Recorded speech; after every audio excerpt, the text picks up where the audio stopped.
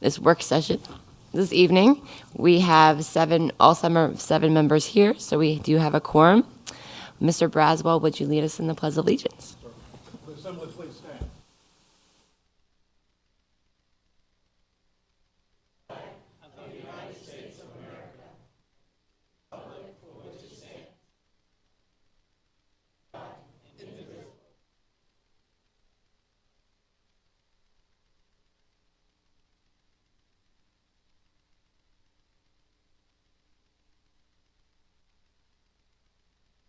We have a motion to approve the agenda. Motion by Ms. Shelley. A second by Mr. Braswell. Any discussion? All those in favor to approve the agenda? Aye. Any opposed? Motion carries 7-0. And we will now move to item 2.01, public hearing. Dr. Martin. Good evening. The public hearing on the budget provides an opportunity for the public to make comments on the board following the presentation of the superintendent's recommended budget for the 2018-2019 fiscal year. At this time, we ask speakers limit their comments to those pertaining to the proposed budget and the budget development process.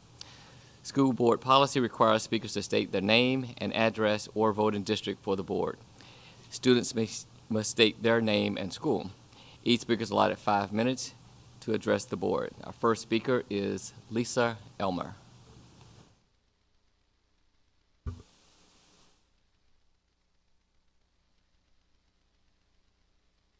Good evening. My name is Lisa Amer. I live, work, and vote in the Lee Hill District. It is encouraging to see this year's proposed budget contains salary increases. It is wonderful teachers will receive a well-deserved 4% pay raise. They absolutely deserve it. But I wish it went further to include 4% to our support professionals as well. Even with bringing salaries to the market minimum, some will still be making under $20,000 a year.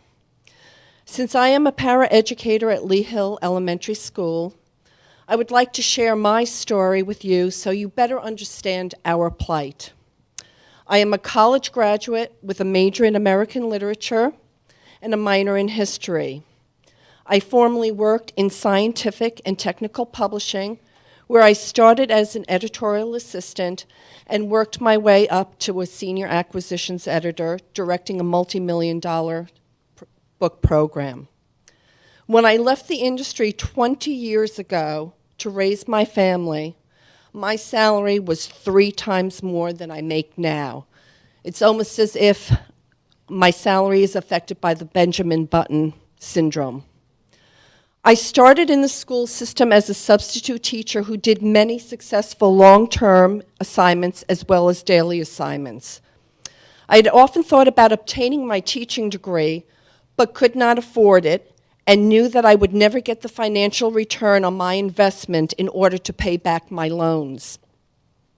Being a paraeducator allows me to pursue my love of teaching, yet the financial compensation is disappointing and troubling.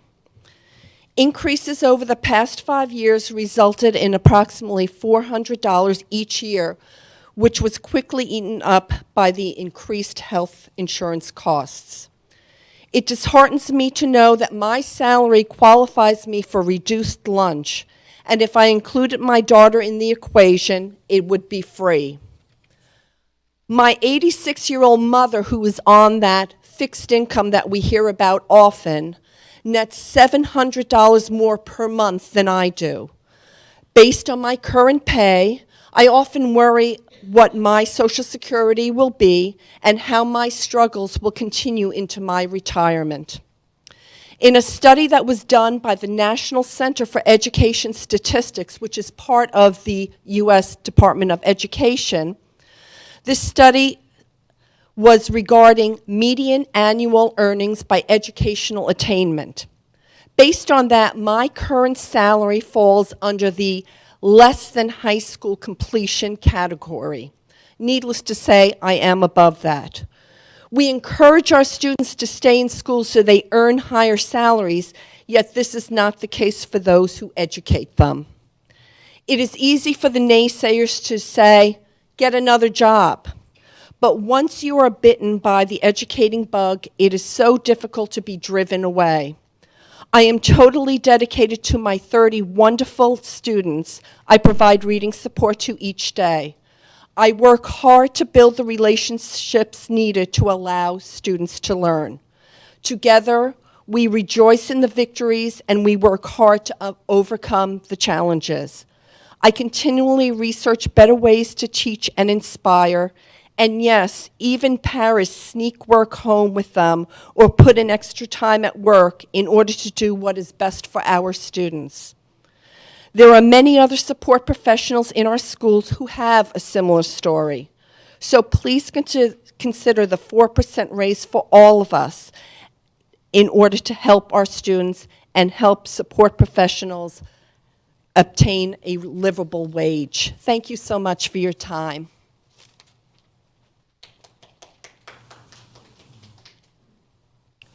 Madam Chair, that's all the speakers that signed up. Is there anybody in the audience that wishes to address the board?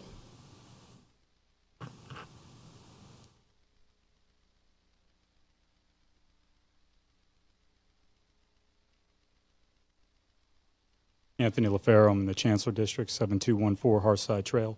I want to thank the board for all the hard work they're doing this time of year. After watching the last budget work session, it was clear the challenges are immense in what you're trying to accomplish and what you have to do it with.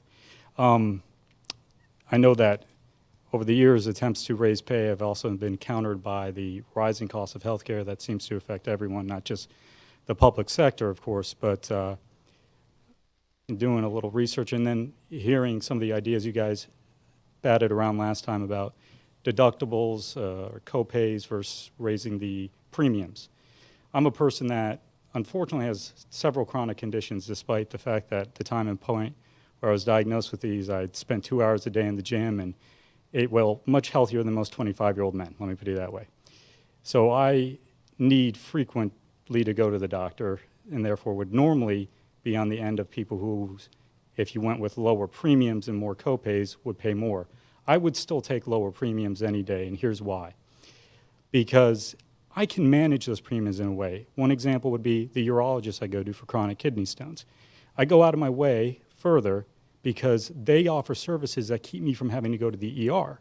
And in doing that, it keeps my overall costs way lower. So sometimes, and this might be something many members of the board and your support staff know, it can seem like, oh, yeah, you're keeping my premium low, but I got all these out-of-pocket costs. But there may be ways to keep your out-of-pocket costs down by being more proactive with your health care. For example, recently, getting a flu shot would pay dividends for a lot of people, things of that nature. So as somebody who could potentially be negatively affected relative to normal people who are in better health by, a different premium but higher out-of-pocket costs, I still take the lower premium any day of the week because it encourages me to manage my health more cost-effectively. So I wanted to share that with you because I know part of the challenge will be educating people if you have to go that route in order to keep premiums down so that any increase in pay isn't completely eaten away by their cost increases for health care. I also wanted to address, I would have liked to have done this last month, but I wasn't able to, the whole situation with kneeling. I'm a veteran. I'm the son of a veteran. Both my grandfathers, including one who immigrated here, was a veteran. All my great-grandfathers that lived here were, and one of them was a dual Purple Heart Bronze Star recipient. They were also called Dagos and Wops and Guineas and every other word in the book. So I can kind of see a lot of both ends of this. What I can't see is how any board member would ever see fit to collude with members of the Board of Supervisors to limit our budget and harm all of the kids in this county, including the children of many veterans, because of the actions of a handful of students. That is completely inappropriate. And by the way, when you use your personal devices to conduct county business, they are not exempt from the Freedom of Information Act requests. Nothing you delete is ever truly deleted. And if I think for even 1 minute that one board member here's actions are negatively impacting budget negotiations, I will follow my own Freedom of Information Act requests, and if it is not completed, I will sue to make sure those devices are forensically analyzed for that information.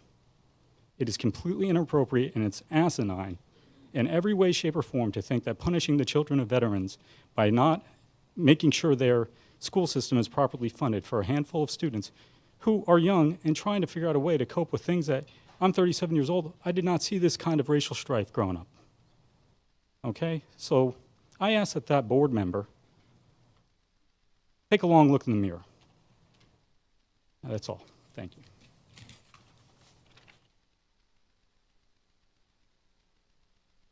Is there anybody else in the audience that wishes to address the board? All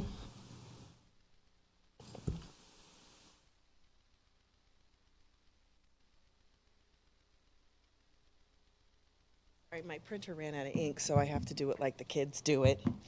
I'm Andy Swope. I'm from the Battlefield District. Sorry, Mr. Braswell. I want to thank you all for the opportunity to contribute as a citizen. I'm not an employee of the schools. I'm just a mom of 2 girls. As we approach budget time once again, sadly it has devolved into the annual begging for crumbs.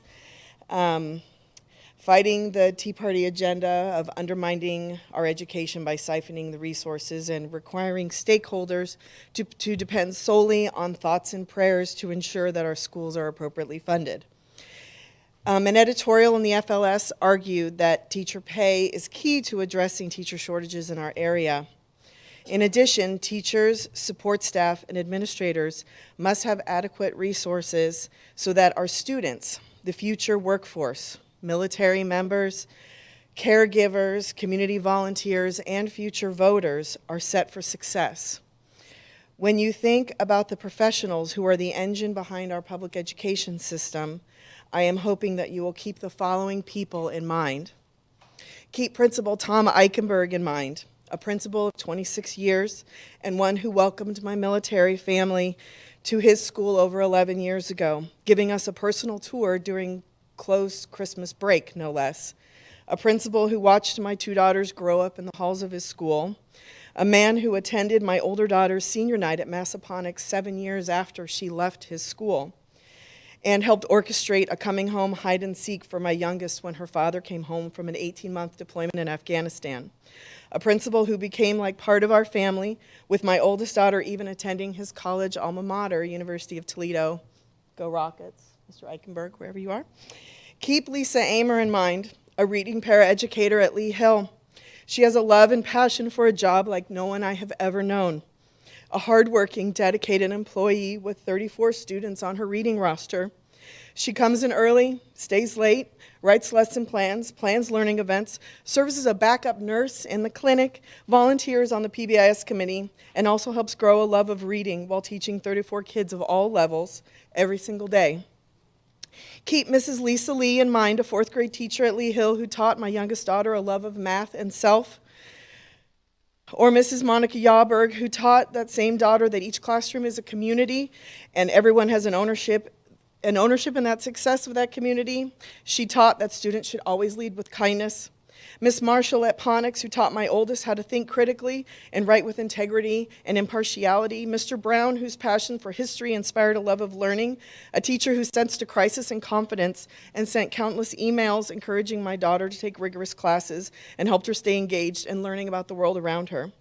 And finally, keep Charlotte Swope in mind, an 8th grader at Spotsy Middle, a shy-ish kid who obsessively loves school, cares a lot about grades, reads voraciously, wants to be a veterinarian. She's already planning to go to UC Davis. Just performed in her first school play for Mr. Dunn and loves listening to records and rocking out on the drums to David Bowie. And she's my daughter and has been lucky enough to be a student at this county. All the Charlottes of this county deserve to have Mr. Eichenberg in their lives. They deserve Amers and Browns and Yawbergs. The only way that we will have quality educators in their lives is if we provide an environment that encourages those quality educators to come and to stay in our area. There are many excellent teachers who have left the county for better wages and for a community which has demonstrated they value education by putting financial resources and action behind their efforts. We must act to make public education a top priority. We must value the importance of education and educators. The first and most important place to start is to compensate these educators in a fair, just, and competitive manner. To dismiss the value of our educators as well as minimize the long-term impact of failing to recruit and retain quality educators is intellectually lazy and careless. Short-term savings today will end up costing us all as a community for years and years in the future. If we fail to invest in our partners, the people who guide, teach, support, comfort, and advocate for our children, we will all pay in ways that reach far beyond this year's budget. Thank you. Is there anyone else in the audience that wishes to address the board?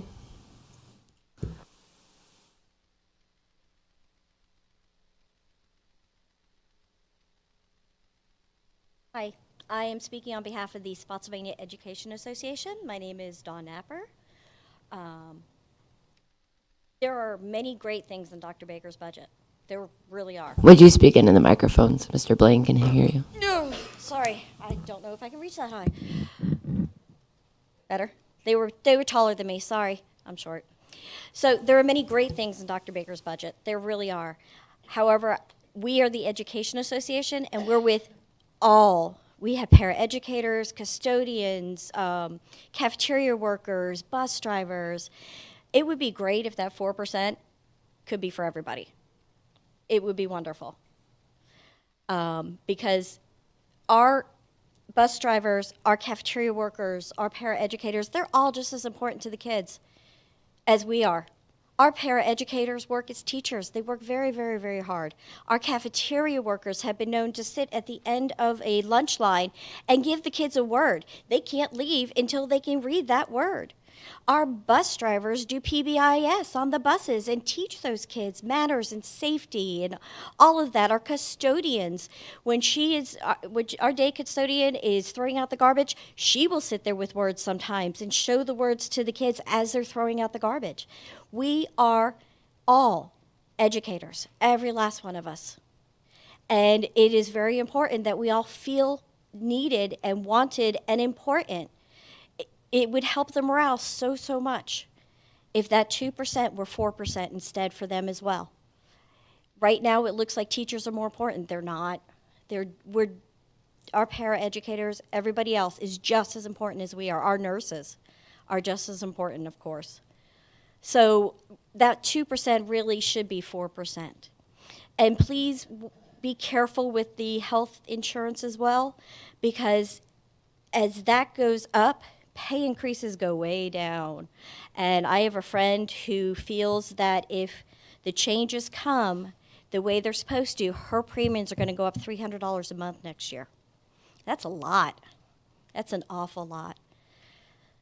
So just keep that in mind as well. I mean, I know how hard your job is, Dr. Baker. I truly do. Just remember $7 and $12 million surplus as well. All right, thank you.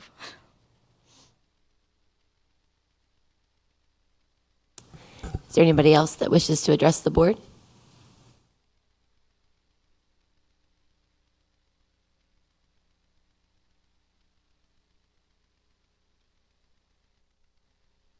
Hi, how's everyone tonight? My name is April Gillespie. I'm from the Berkeley District. Aaron Gramp is my school board member. I'm speaking tonight regarding the budget for 2018. You all are going to either approve or disapprove of this budget, either way, and it's going to be a $7 million increase from last year's budget. This $7 million difference is supposed to increase teachers' pay 4% each year for 3 years, and all other staff 2% each year for 3 years. The staff that is currently paid under market value would get the least increase, the 2%. According to your staff at last Wednesday's budget meeting, there are no teachers currently paid under market value. We have some bus drivers making as little as $7,000 a year starting out, according to your website. Many of the bus drivers, along with many other staff, work just for benefits. Sometimes they end up owing money at the end of their paychecks just to cover their health insurance. That's crazy. There are bus drivers working 3 jobs. One is a bus driver, the second is another job to finish paying for the insurance, and then the third job to cover living expenses. And some of these parents are single parents. It's just unfortunate. On top of all this, this budget would increase health insurance for many employees. You currently have a large portion of your employees who receive state assistance. You stated last week that roughly 80% of your employees live in Spotsylvania County. 36% of enrolled students receive free and reduced lunch. Your employees have children and grandchildren who attend schools here. These are not good odds at all. I understand creating competitive pay and more jobs. I agree with Dr. Baker 100%, but there's got to be another way. I agree with it, but not at the expense of others. This budget is not sustainable. With having so many unfunded mandates, like your chairman stated last week, there's currently 47 unfunded mandates, mandated positions. Why don't we cover that? Giving a 4% increase to employees who are currently at or above market value for the next 3 years is not plausible. My suggestion would be to only give an increase to employees who are currently below market value. My second suggestion would be, instead of trying to modernize the employees' health insurance each year, have one solid change or switch and combine services with the county. The school board should be taking baby steps towards a goal such as Dr. Baker's. Thank you all for everything you do.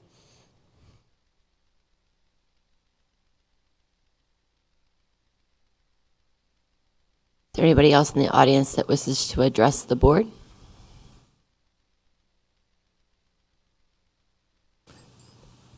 Seeing none, we'll move on to 3, our budget discussion, and we will start with the introduction from Dr. Baker.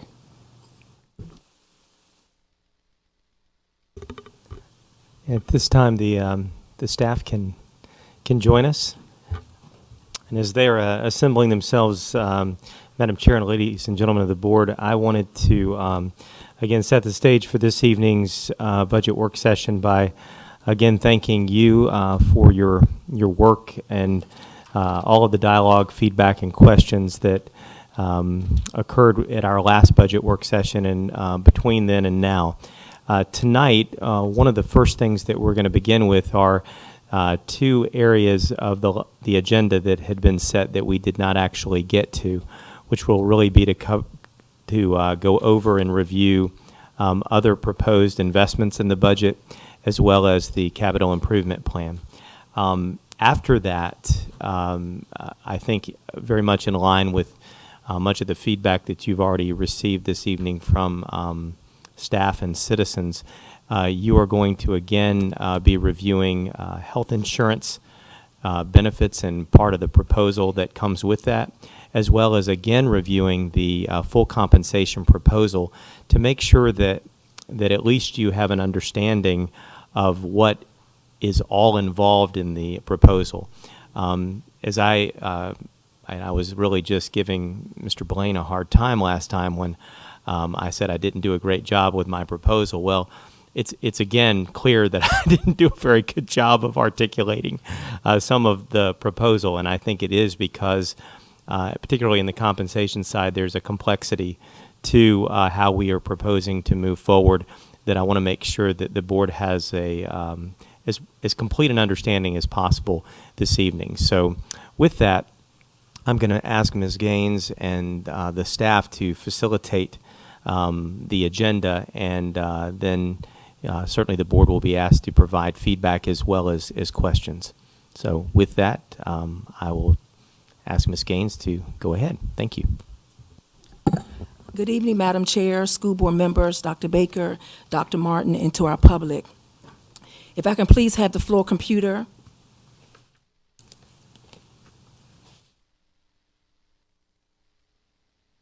Based on what you've just heard from Dr. Baker, we're going to start first from those items that we did not cover on January 31st. We have our other projected expenditures, our revised CIP plan, a little bit more about the modernization of the health insurance plans. We do have some additional options for the school board to consider this evening. And then we want to give you a recap of the compensation proposal and then school board discussion. Other projected expenditures. I want to give you a moment to look at this particular slide. It was included in your packet when we met on January 31st. And when you look at the slide, if there are any particular questions that you want to have staff to respond to, we'll be happy to do so. A line share, what you're seeing tonight in terms of these items is primarily a non-compensation.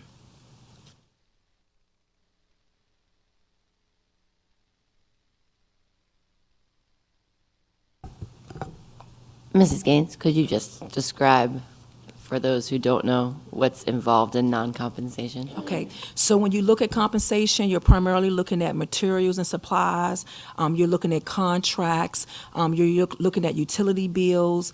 Those are some of the examples.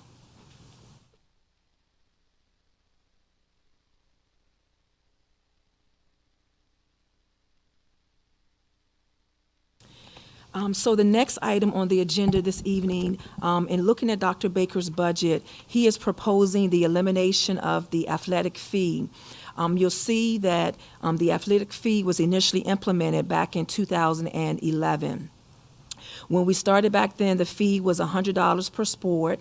When looking at the trend data, you can see with your FY16 budget, you were able to bring that down to $75.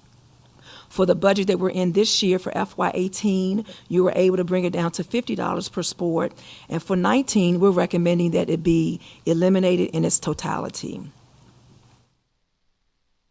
And the associated dollar amount with that is $172,000 that will be backfilled with reallocations.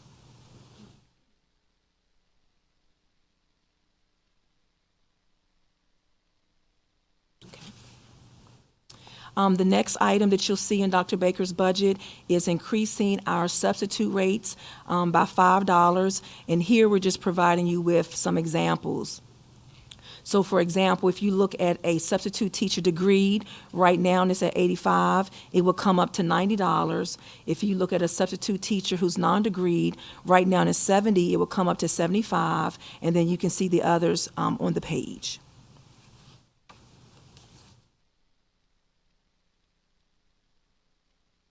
And then moving along to stipends. When you look at the stipends, I'm just providing you with a sample here. But in Dr. Baker's budget, his goal is to restore stipends back to the 2009 levels. So when you look here, you can see just a few examples of what the grade level chairperson stipend is for this year, $491. To restore it back to the 2009 level, that would bring it up to $500. You can see band and just a few other examples. So again, this will bring the rates back to 2009. And the cost associated with that? The cost associated with this one is about $30,000, I believe. It's not a lot of money. But I will confirm that for you.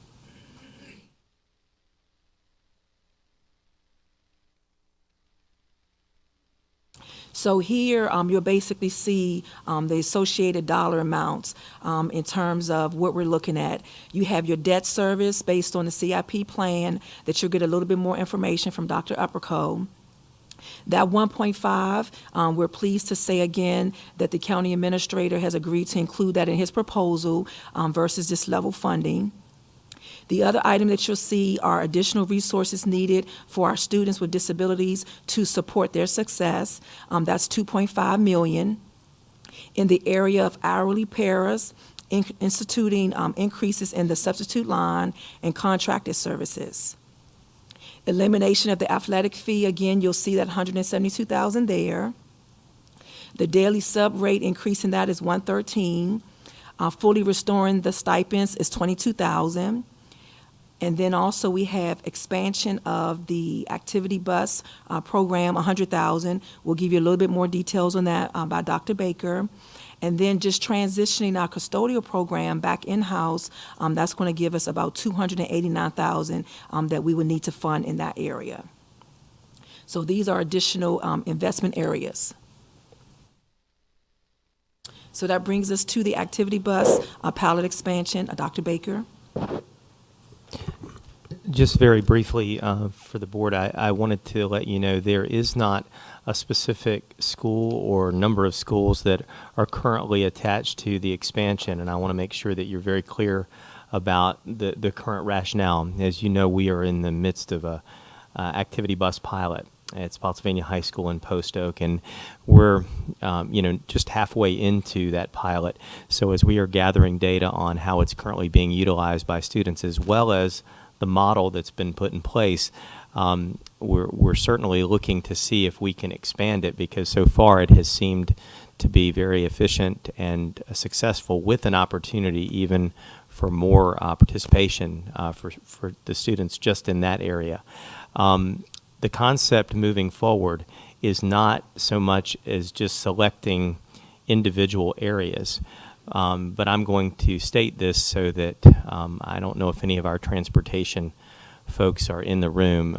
If they are, they probably will want to leave after I state this, because certainly the proposition makes the work that they do in trying to help coordinate such transportation even more daunting.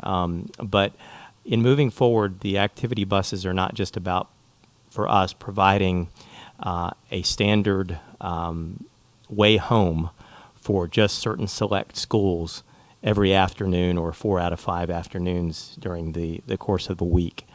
It is about, as the theme of this budget is tied to, providing resources where they are most needed, where they will be leveraged, where they will be maximized. And so it is not just for the sole purposes of activities or athletics after school, but also for schools at all levels, including even elementary, to perhaps have initiatives in the area of instruction where providing that type of transportation could be a real game changer in terms of students being able to stay after school and access that. So that's a long way of saying that we would target that based on where we think that we can make the most significant difference going forward next year. But it is not right now slated to just say it's at 2 schools, so next year it will go to another school or another 2 schools, but we will be looking very much across the school division at where we could best maximize that investment.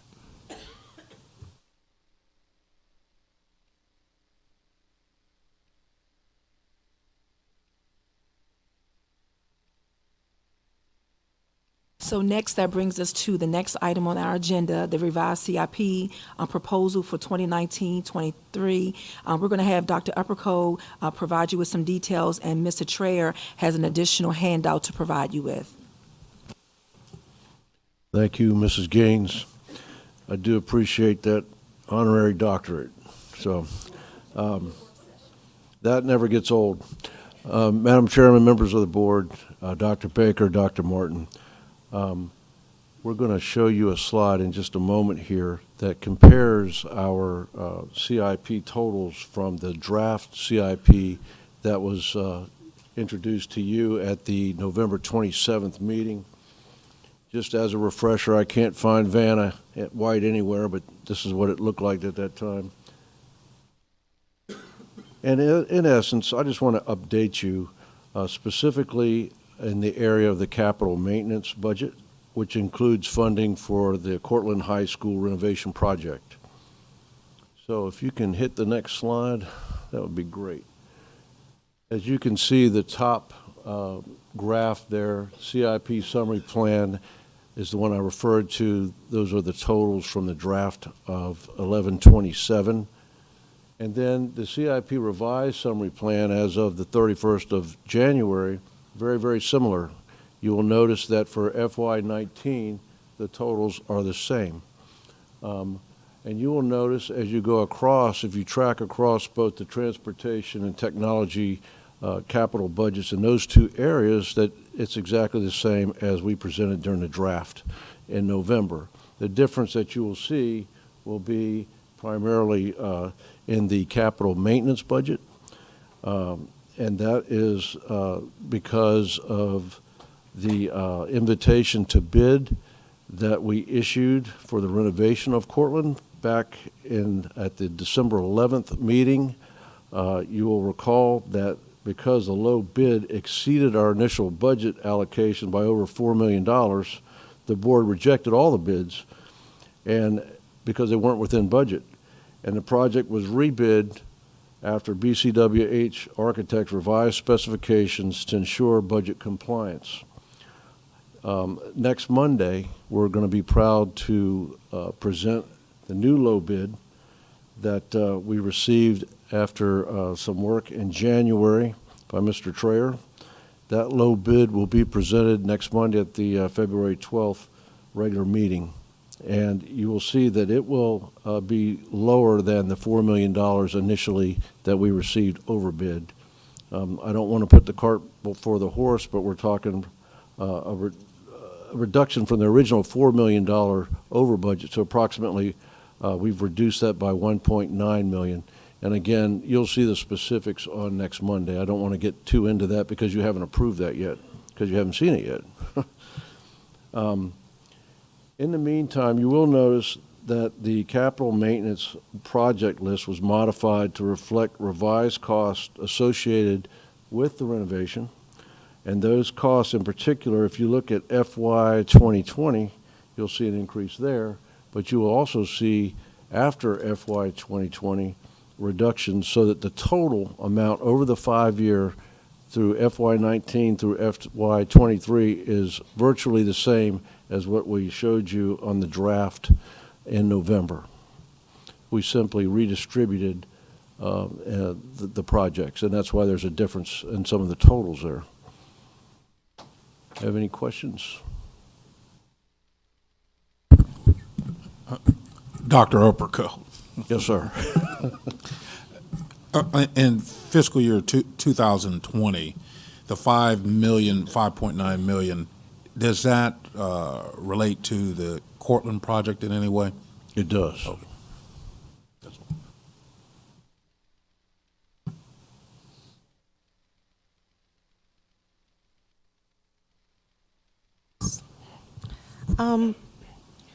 We went from fiscal year 2022 in maintenance, 2.7 million, down to 340,000.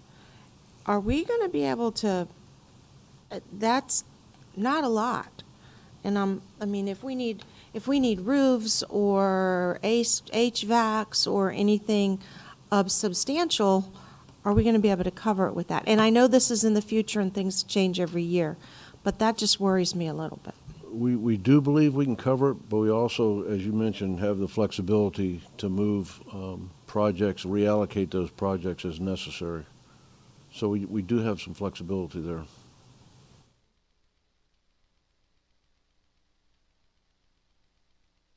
So I have a question about the artificial turf. Yes. I guess it's on the maintenance projects on the handout. Is that's just for Spotsylvania High, or are we doing all of them at the same time? We will, let me just give you the order as it stands now, if that helps, and I'll show you which ones will be the priorities that are given first. In FY19, Cortland High School will receive artificial turf if approved.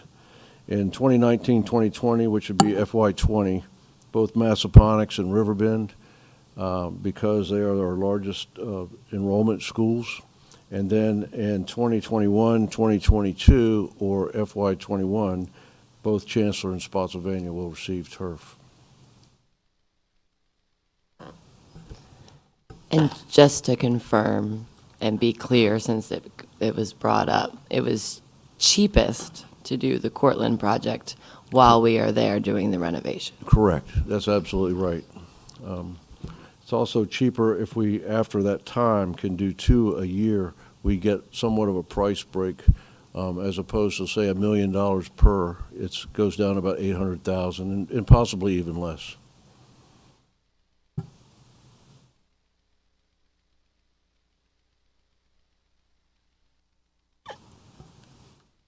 Any more CIP questions? Okay. I do. I have to Ms. just Phelps? ask this real quick. The 800,000 for the artificial turf for the stadiums, does that include the add-ons? Because I did a little research on it, and there's You some mean add-ons. Like the underlayment and things of that nature? Right, and there are some drainage problems on some, for The- underneath. That on some of 800,000 that. should be all-inclusive, and that includes a substantial work sometimes that you have to do under what they call the underlayment, under the turf, to ensure that it's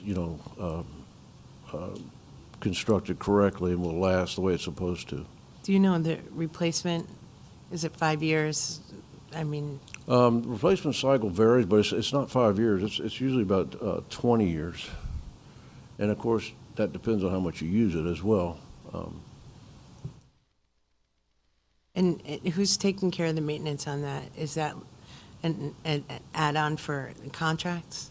Is that all? Contractors? I'm sorry. For the maintenance of the turf fields, year over year? Yeah, that includes the maintenance. Or are you talking about the maintenance for installation, or are you talking about subsequent maintenance? You know, after? maintenance of the little black things that might have to be put back in, and, you know, there's maintenance contracts that come Well, there'll up. still be, is there a maintenance contract associated with it? Yes, it is also under warranty. So when we have issues, if we should have any issues, that will be taken care of as you when you purchase the warranty as well.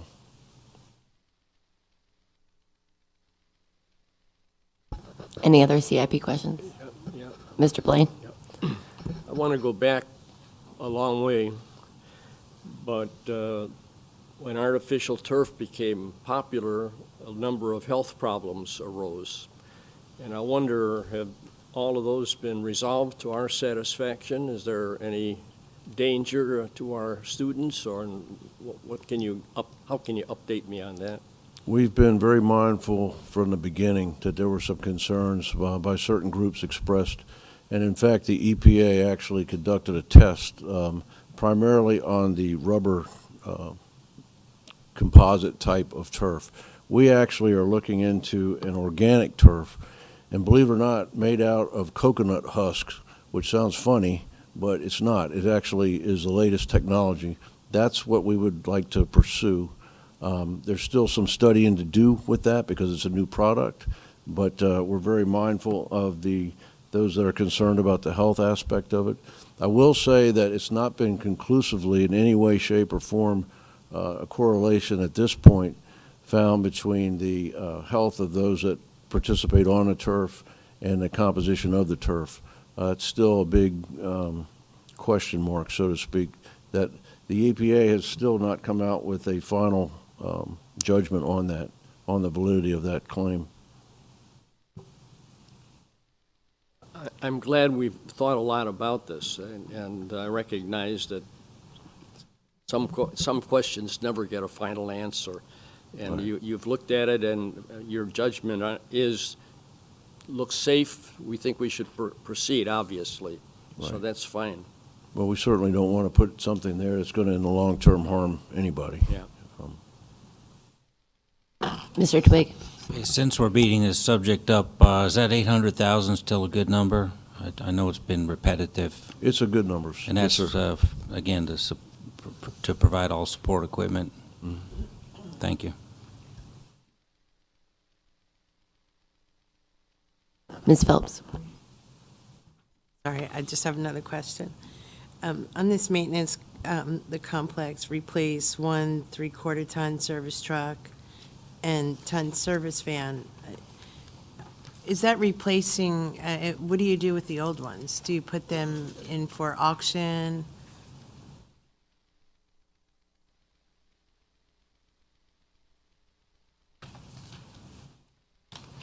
I'm not sure exactly what you're referring to, but I will tell you that most of what we're replacing in terms of things for the maintenance complex and vehicles and things of that nature are replacements of existing things that have lived past or gone past their regular life cycle. We're not looking to expand our fleet, so to speak, in that area. She was asking what we did to dispose of the old ones, which I'm sorry. state mandates that we put them up for auction. We dispose those on the auction site, the EVA. Oh, that's not the one. Gov deals, yeah, thank you. And we do that by school board regulation.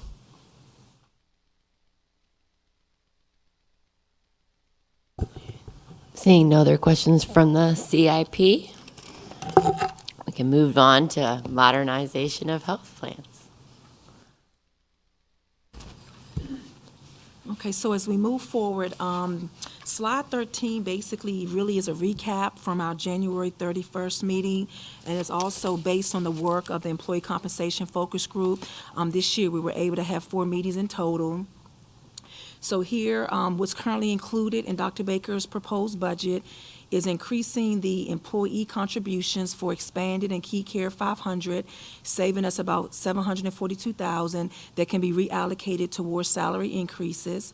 Adding an employee plus spouse tier, that savings to the employer being Spotsylvania is $500,000, and then modification to the prescription drug card, that will be a savings of $605,000. I'll give you a little bit more details on that one in a moment. The committee had also agreed to eliminate Key Care 200 of the 3 plans. This is the plan where we have the least amount of participation. And then also what the committee thought that was a great idea was to move forward with starting the educational sessions in 19 in preparation of getting a HSA, high deductible health plan in 2020, because when you look at the county, they're looking to go in this direction, as well as Stafford, who already has an HSA, as well as many of the other schools. So that total savings there is $1.8 million. By way of modifications to the prescription drug card, here you can see what the cost was in 2018. When you look at Tier 1 preferred generic, 10, Tier 2 preferred brand, Tier 3 for this year, it actually includes the non-preferred generic brand as well as specialty. For 19, based on a recommendation coming from Anthem, which came after our last meeting with the group on January 22nd, was to keep the preferred generic the same at $10, increase the Tier 2 from 20 to 30, increase the Tier 3 from 30 to 45 for the non-preferred generic/brand, and then for specialty drugs, that will go from 35 to 20% or a $200 cap. We currently have 76 employees who are taking the specialty piece, so we wanted you to know the impact of that. That savings is about $605. The next item, in looking at some questions that came from the school board at our last meeting, what we've been able to do is to take each one of those questions, and we have responses, so we will pass that out momentarily. At the same time, we do have some pros and cons that we're going to ask Mr. Traer to pass out, looking at options 1, 2, and 3. Just to remind you, for option 1, this particular option is currently included in Dr. Baker's budget, which is increasing the contributions for the employee premiums. Option 2 basically is looking at a hybrid approach whereby we're increasing the employee contributions but also making modifications to the plan design. And when you do this, there's an opportunity to reduce the increase of the employee contributions. And I'll show you a slide with the impact of that momentarily. And then option number 3 basically is looking at changes in the plan design only, keeping the 28 payroll contributions that employees are paying right now today the same for next year. So that means that employees would see no increase in the premiums for option 3. So what I want to do is to kind of share with you the pros and cons. Ms. Gaines, if I might, just for the board, and we do have our Anthem consultant, Mr. Lee Deskins, who is here.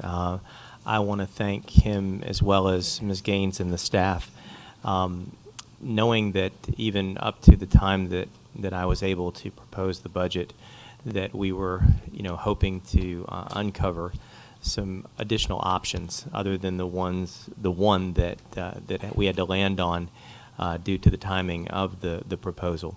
But tonight, I know that I, as well as the staff, would appreciate your critical glance at 3 options that I requested that the staff, in consultation with Anthem, look at potential pros and cons, short-term and long-term, to being able to still achieve the same amount of savings that was proposed in the budget, but perhaps there are some better ways as outlined in option 2 and option 3. So I just share that with you because this is something where we are encouraging and are certainly open to the feedback of the board, and maybe you may even have other ideas beyond this. But tonight, it's real important that we have you engage in discussion and analysis of this as well as questions. And I think if it goes too deep, I think you could certainly, we can have Mr. Deskins come to the podium and answer questions as well. Thank you.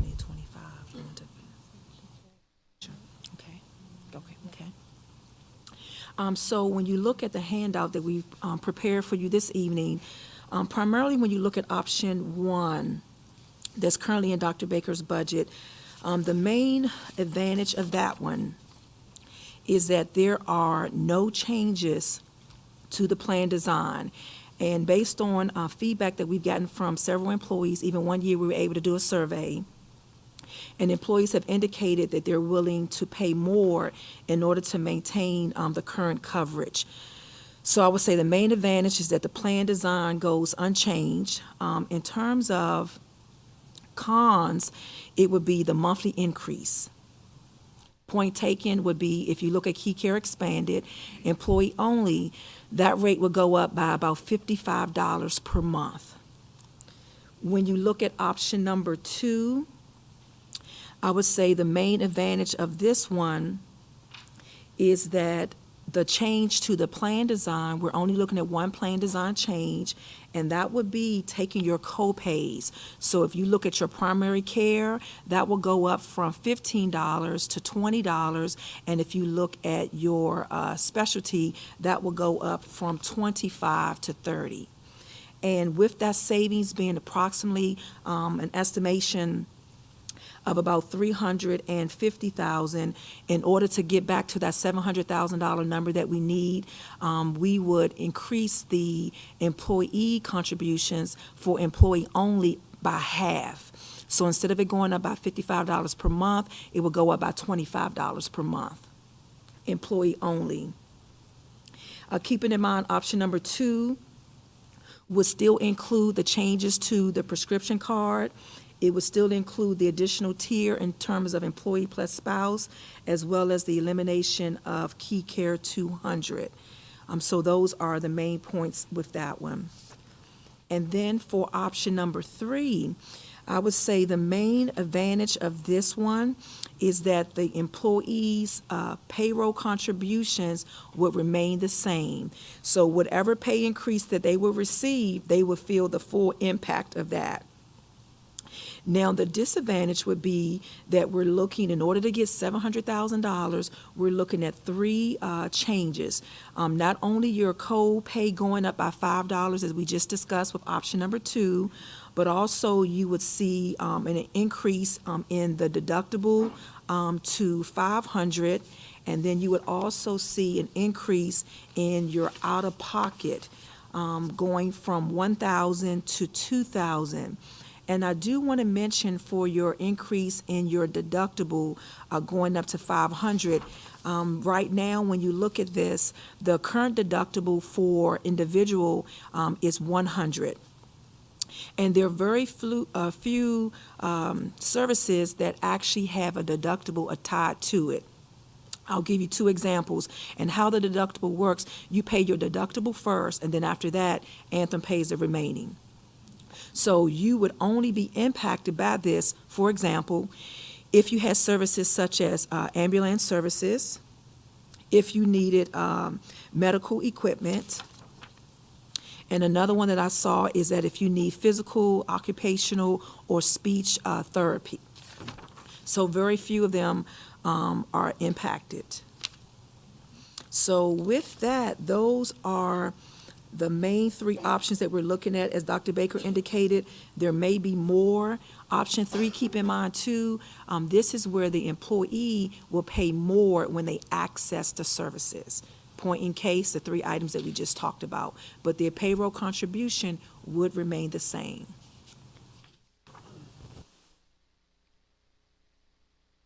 You had stated that there was a dollar amount associated with the $5 increase in the copay. The amount that we're estimating there is about $350,000 at this time. And the target was 700. But when you look at option 2, we will make up the difference with the increase of the premiums for the employees. So if I show that to you really quickly on slide 16, But that wasn't my question. Okay. So my question was, why can't you just go up $10 on the copay? Because based on the discussions that we've had today with Anthem, that is one option that you could consider. Okay. But we would have to get that costed out to make sure, because it's not as if you go up by $5, you save $350, you go up by another $5, you save another $350. Right, you have to confirm that. And then I was just curious at what the cost associated with the out-of-pocket maximum from 1,000 to 2,000 is. I mean, that might be a question for Mr. Deskins, but just a general idea. That would be a question for Mr. Deskins, if he would feel comfortable coming forward at this time.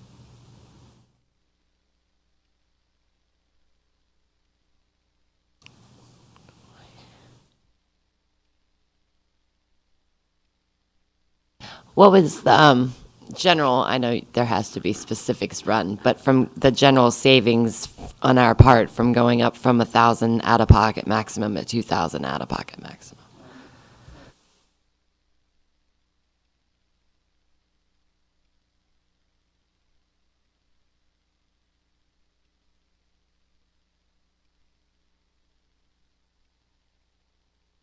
Harrison, so I have from Anthem a projection of $500,000 to go from 1,000 to 2,000. However, I also have specific data for your group that shows that that number should be significantly less. So I'm not confident in coming and saying, well, here's the number we got from Anthem, when your specifics for your specific data, not for the general Anthem overall, doesn't match.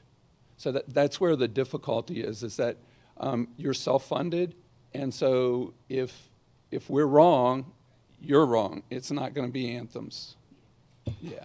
So so it will be something less than $500,000 to move from 1,000 to 2,000.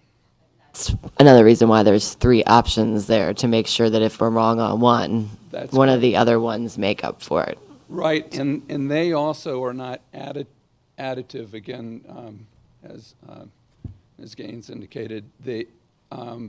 When you add an additional piece to it, it changes more than just multiple moving parts.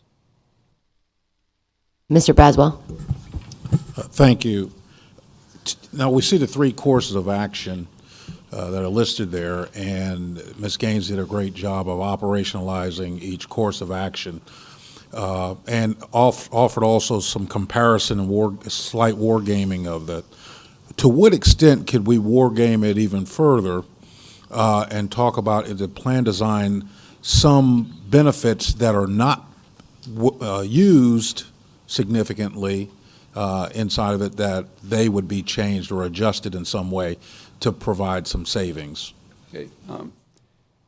I was involved in the compensation focus groups, so and it was pretty clear from them that they really wanted us to keep the existing plan. And my concern, and I've mentioned it to staff, is that as we begin to chip away at these things, we're going to be giving them a plan that has the name expanded on it, but doesn't give them the same plan that they've said that they want. Under these changes, there are a number of people that will be affected. Pretty significantly, the ones that it specifically hits, whether it's the person taking a specialty drug who has a copay go from $35 to $200, and that's per month. That's a significant copay. The person, if you look at the people that are enrolled currently on employee and spouse, they're currently paying employee plus one. Those individuals, which there are about 386 employees in that group, they also will be specifically impacted significantly, $100 a month in their payroll deduction, or in that range. So I would be reluctant to suggest or recommend that you take more little steps to make the expanded plan something other than it is. I would encourage you, if that's what needs to happen, to take a whole different approach. Let's not offer that plan, and let's make sure we educate the employees as to why we should be offering lower option or lower cost plans, rather than choosing multiple choices that, from a operation perspective, for example, at Anthem, they're pulling an underwriter off of their routine production type job to try to answer these questions, which I think won't give the employee what they've asked for, which is the expanded plan, and may not give us the answers that we think we're getting. Again, when I got the data from Anthem, I'm not completely confident in the answers. They got you answers quickly, and they pulled off the job to get them, but I don't see with your data that it really is specific to you. Well, sir, the question that I had entailed, to what extent did we war game courses of action where we can glean savings and make the determination if it was beneficial to make adjustments or changes? I wasn't expecting you to defend your position. Okay. All right. So, and it sounded like you were defending your position. What I wanted to know was, to what extent have we war gamed these different courses of action where we can then evaluate if it makes sense to make adjustments or not? I'm not sure we tasked him with that yet, because we're doing this in phases by Well, years, right? But we have these three So- courses of action here. And this is what we tasked them with. We didn't ask them to mess with the plans yet this year. We were going to go into that next year and the year after, the long-term health insurance plan. Madam Chair, that's not what I was asking. What I was asking was, we got three courses of action on the board. And there was some basic comparison that Ms. Gaines had provided for us, and I alluded to that when I first asked my question. And my question to you again, without we don't want you to make the decision, we're going to do that. What we want you to do is to tell us, to what extent have we considered other factors or other variables that we could use in determining if we can make savings, and if it is beneficial to even implement them, even if we save a little bit of money but it's not beneficial, we don't want to do that. But we want to know what the variables are so we can determine, or at least do our due diligence in evaluating the plans to make sure we can provide the best product at the best price. The areas that we looked at were moving from 1,000 to 2,000 for the out-of-pocket maximum, moving from 1,000 to 5,000 for the out-of-pocket maximum, increasing the office visit copays $5, increasing the office visit copays $10, increasing the office visit copays $15. We also looked at increasing the deductible from $100 to $200 and from $100 to $500. Okay, now, and I appreciate those variables that you presented to us. To what extent is it normal or common in industry for a group our size to carry a $100 deductible? I would say that that's not typical. It's not very typical at all. Right. And that's something that we need to educate our employees about, because we're actually using a $100 deductible, we're paying a higher premium for that $100 deductible for something that may not even trigger, in a lot of cases, that deductible. Is that not right? There were primarily 4 areas that triggered the deductible, which Ms. Gaines outlined. They would be ambulance, durable medical equipment, lab and x-ray, and there was one last one, just a second. Therapies, physical speech therapy, that type of thing. Yeah, so there's obviously a lot of activities that don't trigger the deductible, That's correct. and we would be better off, and we would serve our employees in a better way by actually encouraging them to have a higher deductible because of those triggers, and save them a lot of money and save us some money. Is that right? Well, in terms of the savings, with these benefit design changes, primarily what will happen is in order for savings to occur, the money will either go in premium in the health plan or it'll come out of your employee's pocket. Because you're self-funded, you pay for the claims. If you take $100 out of their premium, okay, then there needs to be $100 that's getting picked up on the other side when the claim comes through. Sure. So in terms of saying that we can reduce the premium and reduce the amount out of pocket to your employees, the exception would be if we can somehow help everyone become a great consumer and save money by being smarter in the way that we do things. The gentleman came and spoke to that earlier. It's really, really challenging to do that for people that are having significant expenses, though, because they very quickly hit the maximum out of pocket and lose any incentive to try to cut costs. And to be honest, the services that they're using are so complex that they wouldn't know. If their doctor tells them to do something, they're doing it. So this idea of a consumer-driven plan, I mean, it's got great aspects to it, and there is some savings that can be generated from that. But for these large cases, which they're in a group your size, there are quite a few of them, you need to almost rely on the medical management services of the insurance carriers that you work with and that type of thing to be able to get those types of savings. It's not as easy as it might seem to be a good consumer in healthcare. It's very, very difficult. However, again, having a deductible can make some impact on that. Yeah, well, and again, and I don't want to belabor this, Madam Chair. I just want to emphasize the point that deductible and out-of-pocket costs are major drivers in determining premium. And if they are, then we need to make sure that those are on the table so that we can make an evaluation at what level does it make sense for our employees to be able to provide them the best health care plan that we can.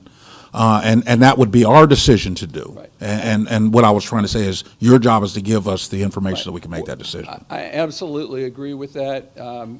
You could include network size, that type of thing can also drive costs pretty significantly. I do know, though, again, with the compensation group, because I was there, that they felt strongly about keeping the current plan with me explaining you're not going to get to where you want to get without looking at the things you've just talked about, larger deductibles, co-insurance, and maximum out-of-pockets. And so I think that group was aware of that, and they still spoke fairly upfront that they wanted to maintain that plan. Now, that doesn't mean that obviously you make the decision as to that. I'm just saying I was involved in that, and I know that the staff is aware of that, and so maybe some of these recommendations, we're not recommending that you move that you eject the expanded plan. Madam Chair, thank you. I'll yield my time for other board members. Dr. Meyer. Thanks, Mr. Braswell. I think you may have hit the nail on the head in terms of a way for us to proceed. With the three options, option one is everything stays as was presented. In the proposal, the budget recommendation, it was noted that for the following year, FY20, we would look at co-pays and deductibles. That was out there as that leads me to option number two. It sort of anticipates and looks at revising or taking in small step the premium, making a slight reduction, which would be 1/2 of the $54.95. Instead of being 54, it would be like 25, whatever. But then go after the copay by $5. It's a small step in the direction you were talking about. So it's like a hybrid. It accomplishes the effort that I think you were speaking to, is that we as a division are going to need to move away from just having high premiums and look at what the employee can do at the time of consuming it, of using it, so that they're saving again on the premium side, but they will have to ante up to pay for it at the consuming side of it. So option two may be a step in that direction. We're just moving a little faster than was originally proposed in the order. So I do want to get clarification, though. The example you gave of the employee only, the $54.95 being reduced in half and the copay increasing by 5, or any of the other employee plus one, employee spouse, family shared, are any of those adjusted, or is it just the employee only? Okay, very good question. So if I can draw your attention to page 16 that's on the board, what we tried to do here is just to kind of share with you the information as of the last meeting. And then if you look at option number 2, it would be that instead of it going up from 146.48 to 201.43, it would go up to 172.47. So you can also see employee plus one. You can also see the shared and the family. Those increases are not as high as what you see in option number 1, which is the ones above. So to answer your question, all of the premium increases would be less with option number 2 versus option number 1. Right, okay. So in essence, summary then, each one is adjusted slightly. The example you used was to point out specifically with the employee only. That's right. So, Madam Chair, I think, that the board should seriously consider then option 2 as a way that takes us one step closer to, it is a shift in thinking, it is a change in a little bit design, but it starts us down that path that what we talked about we would be doing in the outer years.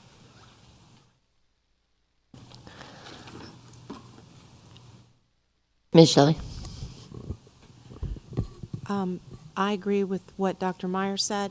That's kind of what I was mentioning the other day, was maybe bring some of the deductibles up a little bit and see if we could get the premiums down. Well, at something, not the deductibles, the copay, but something goes up a little bit to bring the payments down for our employees. But once again, that education piece, because looking at the difference in the costs, somebody could they could pay off that if they went to the lower plan, they could pay off their deductible in 2 or 3 months of payments, and then put that into their own little account. And then if they don't use it, it's pocketed. So I think that's something else when we start our education piece. We might have fewer people on that expanded plan just because they understand it a little bit more. But I'm for the option 2. Mr. Twig. And is there a significant cost impact with this option 2, vice option 1, or what is the variable? So what we're looking to do is going to be the same, Mr. Twig. That's our So estimate. insignificant? Yes, sir. Thank you. And if I may ask one other question, experience rating wise, has our insurance cost, other factors aside, been negatively or positively impacted us this particular budget season and year? The increase projected for this year is 4.4% for this year. Right, but to what extent did experience rating play into that, and was it positive and It's negative totally or negative? experience rated. Your group is totally credible based on your claims experience. And how was it? You need to have a 4.4% rate increase in order to pay your premiums. Okay, can you answer that more specifically? So, yes, Thank sir. you, sir. So when you look at what Lee is sharing with you, every year we get something called a renewal from Anthem. And what they do, they look at our claims. What does our claim experience look like? They looked at all of our data for like the past 12 months, Right. all the way through October 31st. And looking at that data, they saw that we needed to pay them more, 4.4%, which is roughly, if I had to do a rough calculation, about $1.8 million. So, but the key to that, Mr. Twig, is the current year that we're in, that increase was 5.3. Years before that, it was Right. 11.8. So we're Understand. going down, which is favorable. So is that a relative answer to the question that we have, trend-wise, we are slightly better this year than last year and 2 or 3 years prior? Yes, sir. Yes, sir. Thank you for the info. And to that, I Thank think that the essence of the question is, are we doing better? And I think we are, but we have seen, and there may even be in some of your presentations, Mr. Twig, because it was a good question, that you'll see some pretty sharp changes even from year to year, but we're definitely pleased relatively with where it is this year compared to some in the past, yes. Mr. Blaine?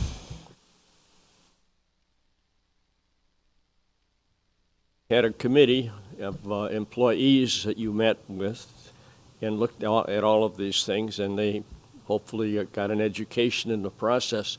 What is your recommendation? What does that committee feel at this point between these options?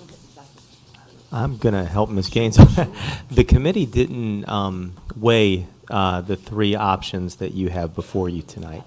They were asked, I believe, really over and consistently have been asked, just as Mr. Deskins had outlined, their feelings about and their perceptions of the current plans that we have and what would be the best general option moving forward.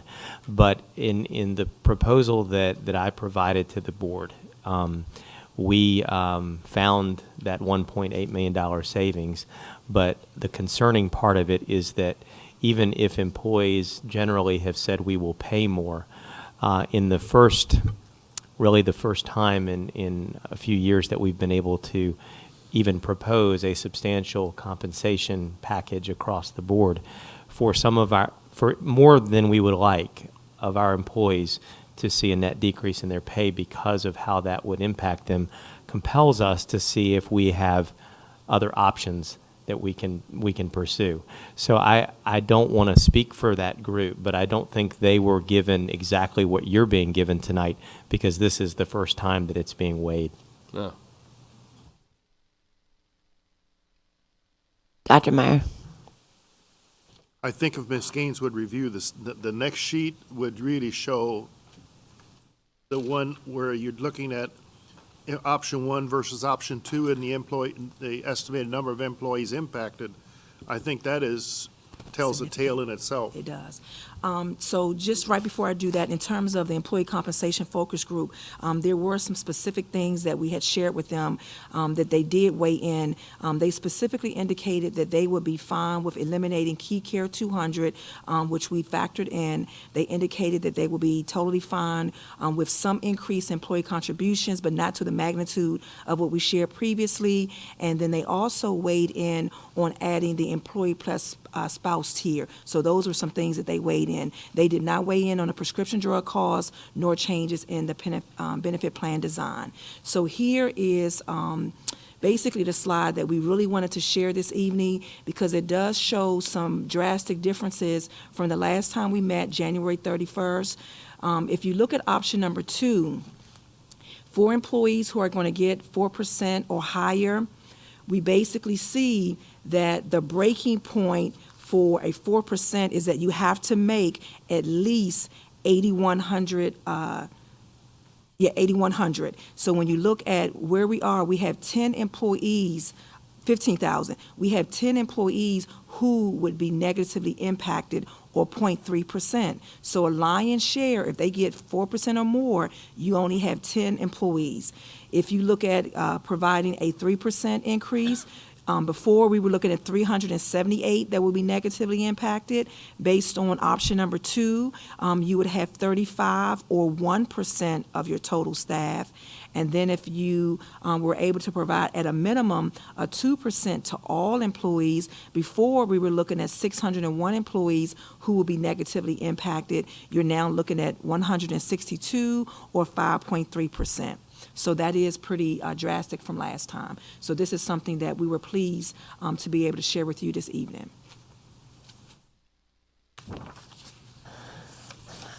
I concur with Ms. Shelley and Dr. Meyer that it is because we had already discussed that this was going to be a gradual change. We were going to take year by year and do different things each year in our focus.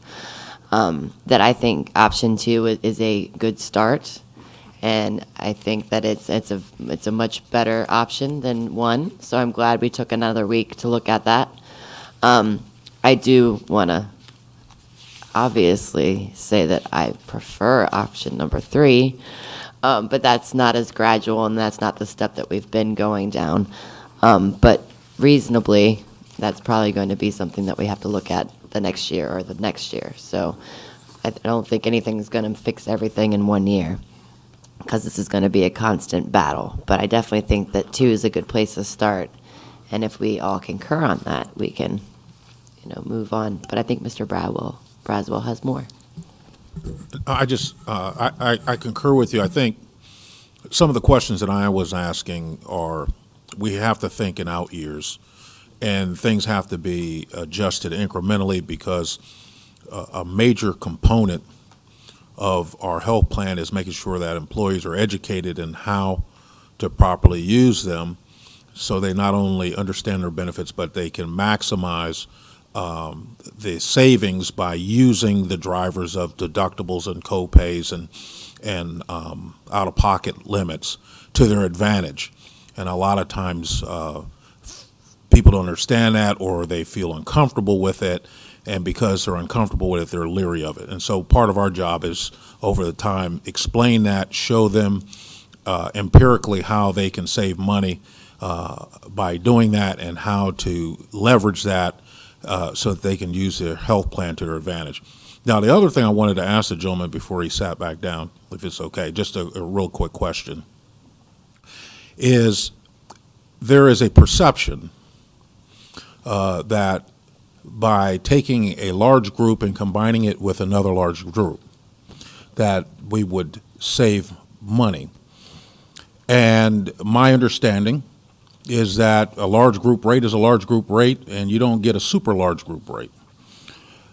So can you talk to that? I think it's a good question. And I do want to point out that the county and the school board, in their procurement process, have, at least the last 2 procurements, worked together and obtained cost savings as one group of larger size versus smaller. When we did that in the past, the savings were not really for the school system. They were generated really for the smaller group of employees and have been maintained, at the county. So we do that. A small group added to a large group can sometimes provide reduced administrative fees, possibly reinsurance fees, but the claims, unless you add a healthy group to a healthier group, you still have the claims. And again, for both the county and the schools, your plans are self-funded. And they're not completely self-funded. There are aspects of insurance that you purchase a $200,000 specific for each individual that participates on your plans. Both the county and the schools have a $200,000 specific stop loss, so that any claims under $200,000 are the responsibility of the county or the schools, and any claims over that are reinsured by Anthem, and they pay 100% of claims above that. So anything under the $200,000 level, we have quite a few individuals within the schools in the county that reach that. But anything under that is your responsibility 100%. And the schools in the county pay a reinsurance fee, the same reinsurance fee, which is a benefit for the county because we negotiated together and based on the size of the schools in the county combined. So you've done that, just combining. There's been talk about, well, why don't we have the same benefits? Why don't we, do a lot of the things the same? Stafford has done that.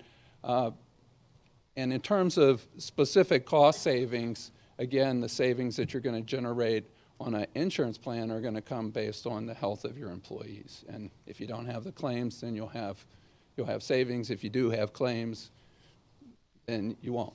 So that's... Yeah, I want to thank you for clarifying that.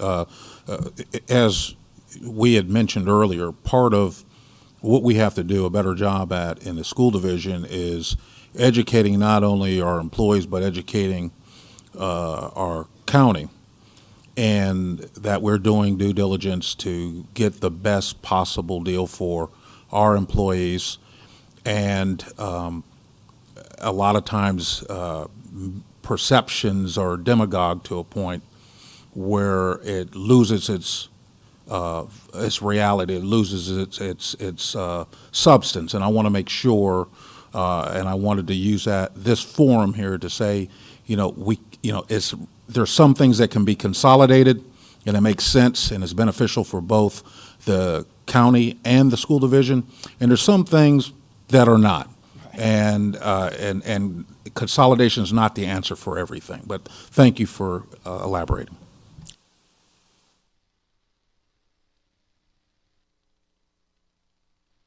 Any more on Ms. Phelps? LaShawn, have you guys looked at the HMO? Because I know the past 3 years, it's been the same thing, kicking the can down the road with the benefits. And I remember about 3 years ago, it started the conversations with the HMO and looking at that. So very good question, Ms. Phelps. In looking at the employee compensation focus group that Dr. Baker created 3 years ago, when we went into it last year, the group was charged with the responsibility of helping us create a 5-year health insurance action plan. And so what they've done this year was to really look at what are some recommendations for the board and Dr. Baker to consider for 19. They also looked at 20 and 21 and 22. So with that, one of the things we talked about is something called Health Keepers. It's something like a HMO plan, and what Anthem would have to do is to have like a campaign whereby they would get all the doctors in the network as much as possible. So the answer to that question is yes. That's one of the things that they've looked at in the out years.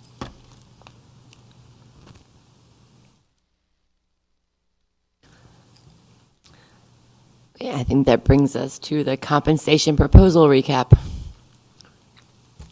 Okay, thank you. In terms of the compensation proposal recap, Dr. Baker wanted us just to do a recap this evening in looking at his budget. As you know, his number one goal is to provide increases for our employees. So the first area that we want to focus on will be our teachers. So if you look at the slide that's before you, the estimated average pay increase for the employees would be 4%. His goal really is to provide a 4% COLA over the next 3 years. When you look at that particular plan, the total cost over a 3-year period would be 14.4, And for FY19, the cost would be $4.8 million. This means that all teachers would receive a pay increase. A couple things we want to also point out why this hybrid solution was selected. If you look at some of the discussions that we've had, right now our starting salary for step 0 for teachers, a bachelor's 10-month, is $41,500. Next year, assuming a 2% increase from that step 0 to step 1, the starting increase would be $42,330. Right now, if you look at where Stafford is, they're already paying this year $42,250. And keep in mind, we are facing a national teacher shortage, so we believe it's critical that we move forward in this area with your approval with the 4% for our teachers. Again, this hybrid plan is much more advantageous for many reasons. It does provide a pay increase to all teachers. When you look at it, if you look at our pay scale, teachers under step 16 will receive 4%, whereas if we had went with the range penetration parity solution coming from Evergreen, you would have a situation where some teachers' increase would be less than 4%, some as low as 1%. We believe that this approach will also assist with our recruiting efforts, and again, we will look to implement this over a 3-year period. So that is for the teachers. Ms. Gaines, before we move on to the other parts of the proposal, and I know that we've had multiple discussions with other members of your finance staff, also human resources who have been part of working with the study. Can you and/or members of the staff talk about a couple of things that I know always come up?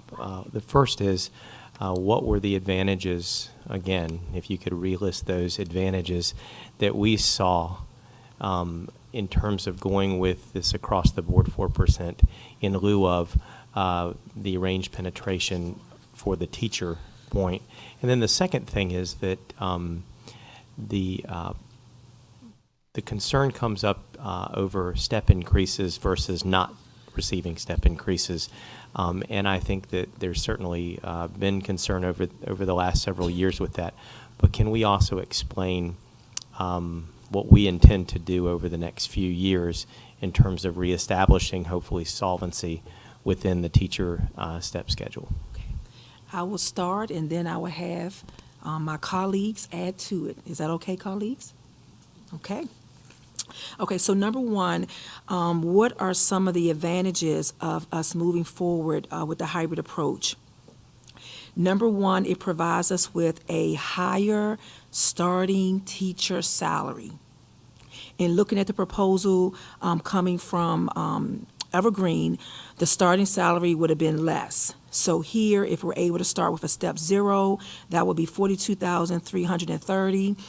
If you saw in the paper, Stafford actually is looking at a starting salary next year of $44,000. And here we would have $42,330. So a 4% COLA is more advantageous for this particular reason.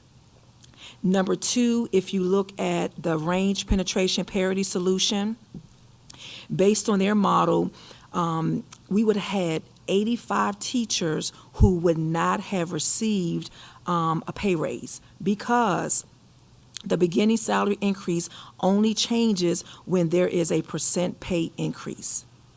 So again, you're looking here with the 4% across the board, all of your teachers will receive a pay raise. We don't want to leave anyone out. That range penetration parity solution would have left out 85 teachers. The other explanation for moving forward with the 4% across the board, if you look at steps lower than 16, you would have had individuals receiving as low as a 1% versus a 4%. So what this does, it provides everyone with a 4% increase. The other piece that Dr. Baker had spoke of, there are a couple things that we do want to clarify.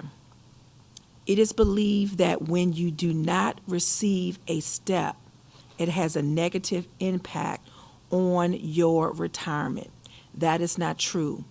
When you look at VRS, what they do, they look at your highest 3 consecutive years of salary. Every year, when you look at what we've done since 2005 through 2018, we've been able to provide a 10% increase. This year, if we're able to do the 4% for teachers over that period, they will have received a 14% increase. That is what VRS is going to use, your top 3 years. So those are just some of the comments, and others may want to chime in as well. And I think you had said 2005. I think what you meant was over the last 5 years that we've realized, if this is approved, about a 14% increase.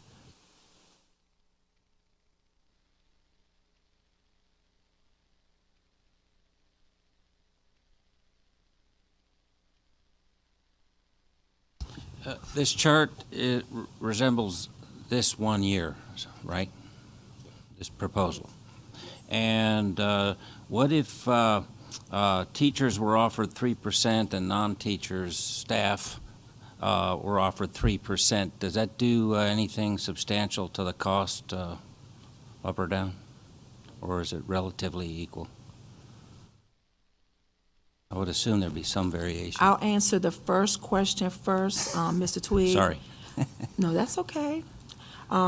If you look at this slide that's before you, it is true that all of them are over a 1-year period, with the exception of the classification date parity. Okay, so the 4% teachers, they would receive that in 19. The goal is that they would receive that again in 20 and 21. When you look at the pay increase for your non-teachers, yes, this year they will receive 2%, and then for your 155 employees who are on the bring the minimum, you're talking about your bus drivers, your bus aides, your paraeducators, your nurses, food service workers, Right, interpreters, future et cetera. 2 future years. They will receive the full average increase of 7% next year, FY19. Okay. But keep in mind, the bring the minimum is included in the classification date parity. So with that classification date parity, once we take care of the bring the minimum, the remaining piece will be implemented over a 3-year period, 19, 20, and then 21. Right, and I realize this goes several directions, but if we did the 3 and 3, are we talking 20,000 or 250,000? Or you may not even be able to answer that present tense, but We will follow up with that response, Mr. Twigg. yes, Sure. that's better. I'll just Thank you. share this. And it's just a thought. No, I think that we have actually, in a service profession like ours, especially when there's uncertainty of the future, what we've deliberately chosen to recommend and do for the last 5 years is to ensure that all employees would receive the same percent increase of whatever we were able to provide and support. We did a pay study. We asked them what they thought of or what their analysis was relative to the market and what they would recommend for us to be more competitive, to be, and what that none of those solutions do is apply, their recommendations evenly. They apply them based on what the market comparison recommended. I by no means am going to suggest today, given that even though I'm hopeful and confident, and I will certainly be championing an approach over a 3-year period. And I think sustainability and the feasibility of the sustainability is important for us to remember. But to Mr. Twig's point, if this school board said we would just like to dismiss these recommendations, that in some cases will give individual employees well above a 2 or 3 or 4% pay increase, not only in 1 year, but maybe even over multiple years. But then you will have some that will not advance even 1% above 2%. I will say then you can just do a 4% across the board for everyone every year, and your cost will be very similar to what it is in applying the recommendations of the study. And I think in love and appreciation for our employees, I wouldn't know or be able to predict what the feedback would be on that. It could certainly be that, well, I was scheduled as an individual to see a substantial increase, but now I'm going to see just the 4%. And I think that goes with the difficult decision. You could also decide that you like this proposal very much as it is, but you'd like to add on top of it another 2% for all other employees. And I won't fault you for that. Right. That's 1.1 million. But in doing so, we then increase the amount of our budget gap, and certainly we don't know whether it's likely or unlikely that we would be able to make up that difference with both state and local funding. So I want to share that. We these are still estimates. When we come down to trying to apply each individual who is recommended for whatever portion of an increase based on the solution that we're moving forward with, we'll know those numbers if it's approved and if we receive the funding going forward. But I certainly share all that in light of not only feedback that you'll receive and will continue to receive, but also to Mr. Twig's question, is there a way to create, even more, and I won't say equity, I would just say the percentages being equal across the board. You certainly can. It could either cost the same or it could cost more depending on what pathway you decided to go forward with. Thank you. Thank you.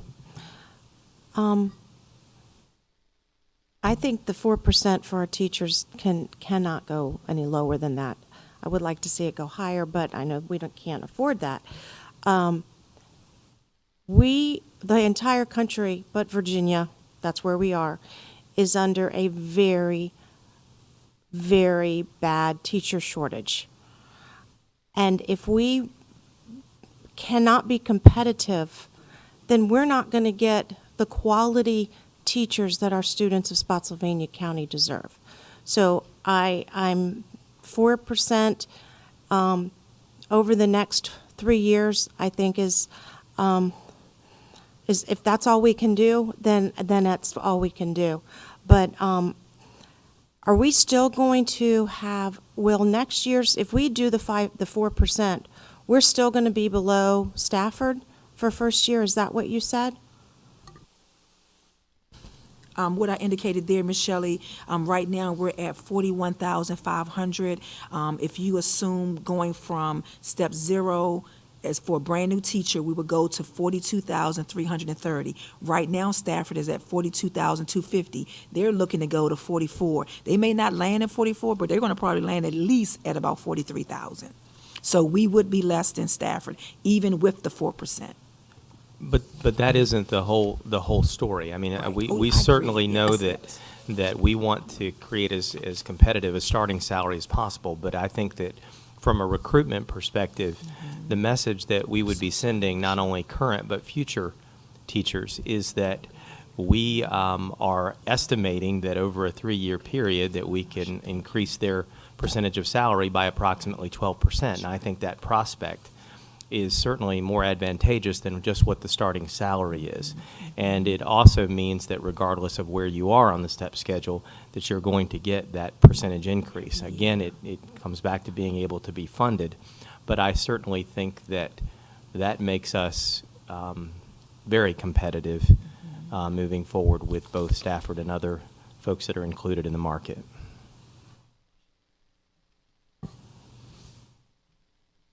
Thank you, Madam Chair. In terms of the way we're structuring this, I want to applaud Dr. Baker for being very strategic in leveraging for the most valuable, and I don't say that in a derogatory way, but a very valuable asset that there are scarce resources for. We talked a lot about Stafford, But what we didn't talk about is King George and Caroline and a lot of other counties around that are going after the same resources that we're competing for. And we need to make sure we leverage ourselves so that we have an advantage to obtain those scarce resources. I believe that Ms. Flanard had discussed about having additional FTEs.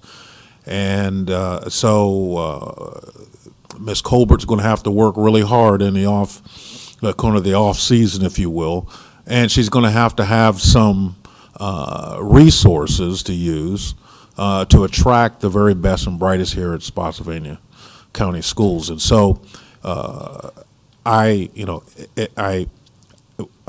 there's a great deal of passion for the employees that feel as though they're being slighted because they're receiving a 2% raise as opposed to 4%.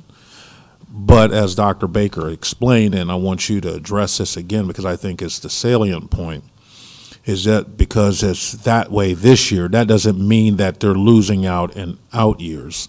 And out years, if you look at the statistics here, there are great strides forward in the next 3 years, so they need to look at it from a 3-year prism as opposed to a 1-year prism. And the problem, again, it becomes demagogue when we look at it just from the point of view that we're talking 1 year. If we look at it 3 years, we see that we're looking out for all of our employees in a strategic way where they all benefit and we value all of their great contributions to Spotsylvania County Schools. So I want to say it's a tough call to make, Dr. Baker, but it's the right call to make because we do have to leverage for those valued resources so we can have a competitive edge in Spotsylvania County Schools. I have a quick question. So, are there no longer steps in Spotsylvania County? So currently, based on the work that was done by Evergreen, one of the first things that they did, they went out and compared us to like 14 different other comparable entities. From that, they created 4 different pay scales. With these pay scales that they've created, one was admin, one was professional, one was support. Those basically had what you call min, mid, and max. Teachers stayed on a step because if you look at the Virginia Code, by law, we are required to pay teachers. Their step should be equivalent to their years of service. So the answer to the question is yes, we still do have steps. We're not in a position at this time to implement the Evergreen pay scales. And we will always have steps for teachers. We really don't see that going away. When was the last time there was a step increase? We had a step increase in 2015, whereby we provided a step and a 1% COLA. To that, it was 2008.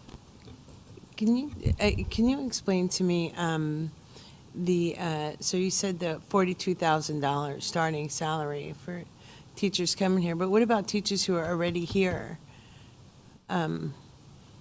So how does that differentiate where they are as far as years of service here and being brand new coming here from brand new teacher?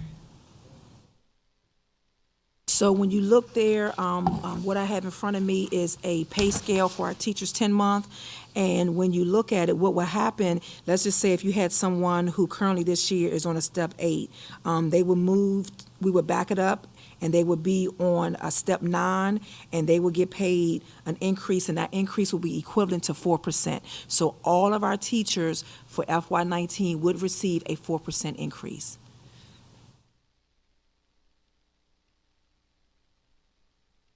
So are you going to come back to us with the 3 and 3 for the non-teachers to give us the costs, the out costs for 3 and 3?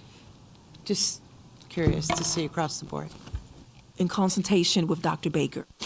Can I just go back to, and I want to make, maybe we can do this right now. So let's just say that we take out the you have a 4% pay increase for teachers. You have a 2% pay increase for all other non-teachers.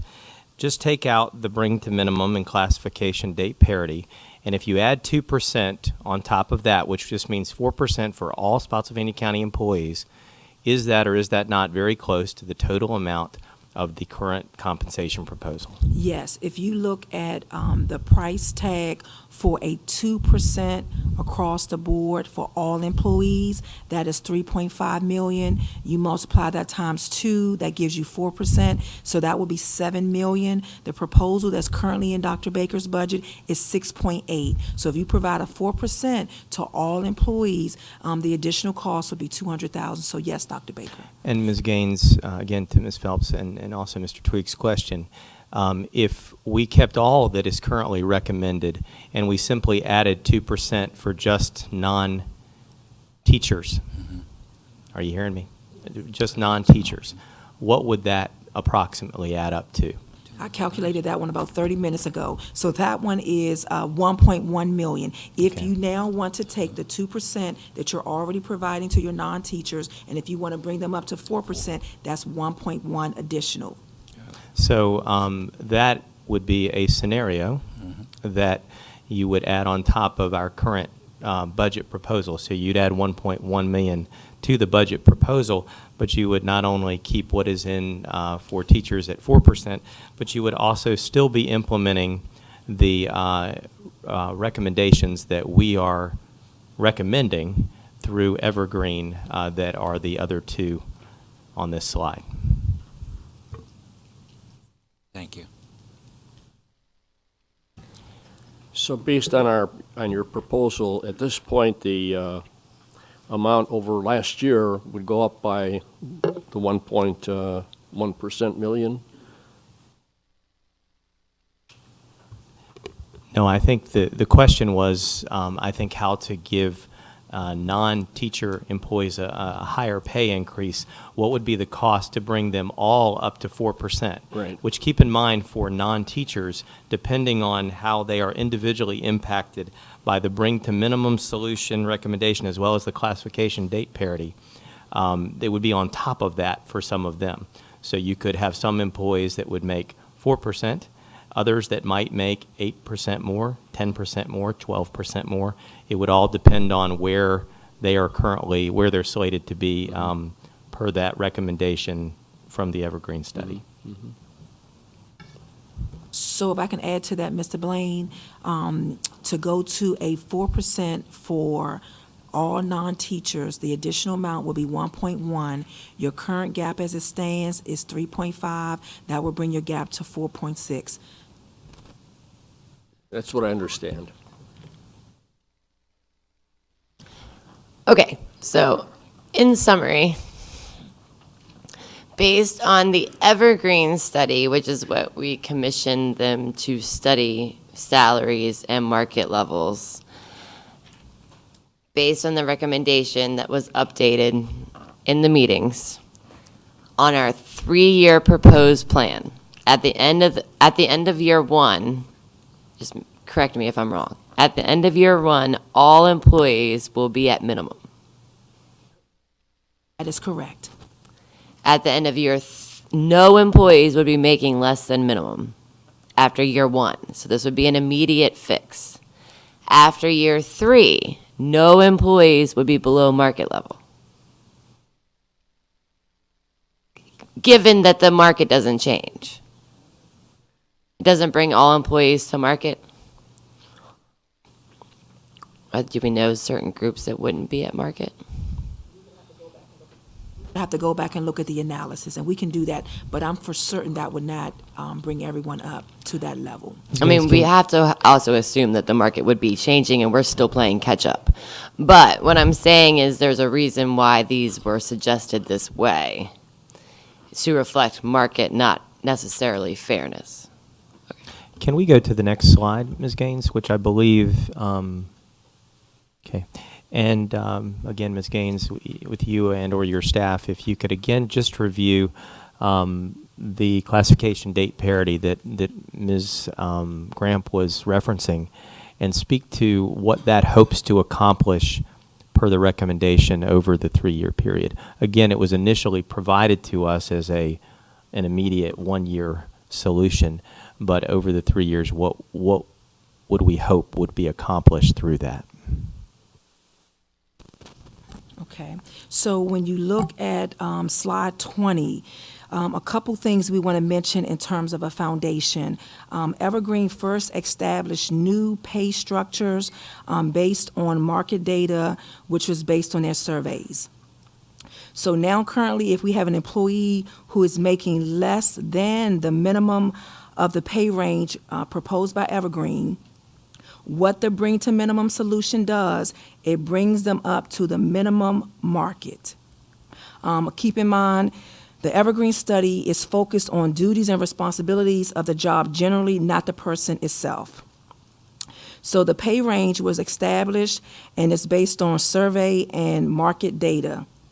The Bring to Minimum is just one way to bring the employees up to the minimum market. So that is why we constantly say that the Bring to Minimum solution is also a part of the classification solution and is also a part of the range penetration parity solution, because the first thing you want to do is to look at those 155 employees and bring them to minimum.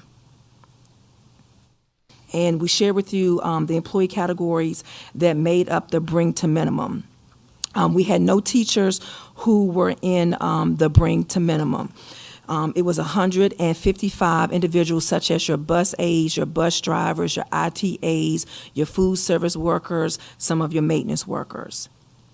So then the next one, in terms of the range penetration parity, again, we chose a hybrid approach because it's so much better just to provide all employees with a pay raise. There will be 85 who would not have received a pay raise.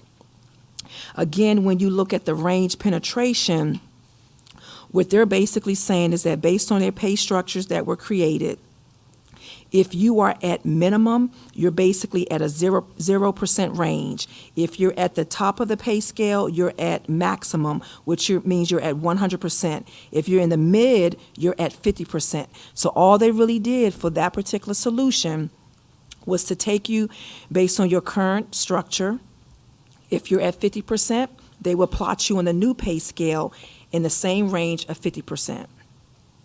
When you look at your classification, date parity, what you're looking there at is basically once you brought the individuals up to the minimum, what they've done is to place these employees on the proposed range based on the years or length of tenure in their current position with Spotsylvania County Schools. This solution does not take into account experience out at other entities.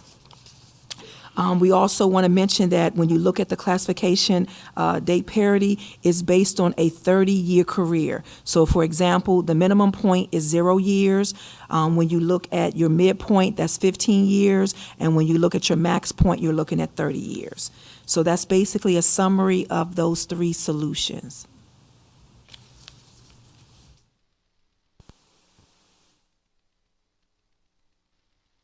Ms. Shelley. Thank you. Going back to, and I know it's $1.1 million, if we brought the non-teachers to 4%, and I'm not saying that, that's another $1.1 million, but in the following few years, when we do implement more of the Evergreen study, would that make maybe some of the bringing to minimum, everybody's going to be bringing to minimum here, but some of the range penetration or other parts of the Evergreen study, would that reduce the amount in latter years? In our later years, would that, no, okay.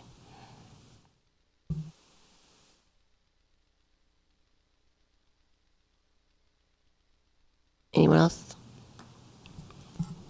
Mr. Braswell.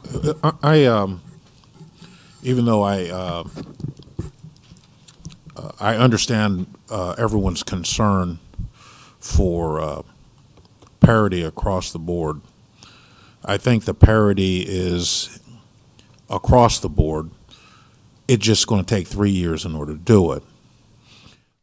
If we hypothetically raise the budget by $1.1 million to give this impression of parity, what's going to happen in the out years when we don't get or political changes occur in such a way where we don't receive those dollars? And then it's going to end up breaking the whole plan.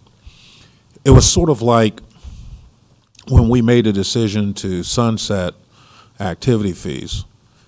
The idea was to eventually get them to a point where we would be able to say they no longer exist, but we had to do it incrementally. To try to do that all at once would have caused a cataclysmic failure of the plan. And I understand and I have great empathy for those that may be getting 2% this year versus someone who's getting 4%. But we have to leverage our dollars so that we put ourselves in a competitive position to get scarce resources on the front end. But on the back end, we're able to bring people to parity and do as it was planned in this to bring everyone up. And I think the plan was a good plan. And I don't think we need to really tinker with the plan at this particular point. Now, some people are going to say, boo, hiss, boo, and I get it. But at the same time, too, I understand this is a 3-year plan. It's not a 1-year plan. And we have to stop thinking 1 year at a time. We have to start thinking strategically over several years so we can get all employee pay fixed. That was the purpose of the Evergreen study in the first place, was to fix employee pay as a systemic problem that we have and that we've continued to have in this division. So, and throughout the county. So I'm in favor of 4% for our teachers for the first year and 2%. And with the corresponding corrections, and Ms. Gaines, correct me if I'm wrong, not everybody's getting 2%. In the first year, there's going to be some fixes for those that were under. Is that correct? Quick clarification, Mr. Braswell. Non-teachers, everyone at a minimum will get 2%. And I have a report in front of me in terms of the bring the minimum. Some will get on top of that an additional 1%, maybe all the way up to double digits. Yes. Okay. Yes. See, so I think, even just now, I may have committed the crime of misstating the true impact of the proposed raise. And if I were in one of those classifications, I may have put myself in a bad spot. So I think the proof is in the details, and the details are going to come out. But in the grand scheme of things, I think we're going to be better off if we incrementally do this over a 3-year period so we can fix the compensation model that we have at Spotsylvania County Schools, so we can continue to put ourselves in a position to not only be able to attract the best and the brightest, but also to keep and reward those people that love our children here at Spotsylvania County Schools. Anybody else? I Dr. would Meyer? like just... Dr. Meyer had his hand up. Dr. Meyer. Sorry. I think Mr. Braswell hit the nail on the head, and I'd like to go back to page 20 of the document that was presented when the budget was presented, where he talked about the cost for the 4% pay increase, which is almost 4.8 million, the 2% for non-teachers, a little over $1 million, and the Evergreen study recommendations, 967, almost $1 million. That's the recommendation that's before us. It's clear there could have been another recommendation which would have said the 4% for the teachers, 4% for non-teachers, and dispense with the Evergreen study recommendations. That's $1 million. So we're trading off 1.1 for 1. And we could add to the budget another 1.1, make the gap 4.6. I think, it behooves us, at least from my perspective, that we've tasked the superintendent and the staff to come up with a plan. And they went out and did a study in conjunction with the county, came up with a study, we got the recommendations, and we asked for a plan. They've come up with a plan whereby we can address our teacher needs, address our non-teacher needs. Clearly, we'd like to address it more, with more, but if we want to do the Evergreen study and get those corrections made, then we need to include it as on our base option. And in my book, I'm thinking that what we ask of the county is for the funding to implement the superintendent's recommendation. I'm going to lay the card on the table. That's where I am.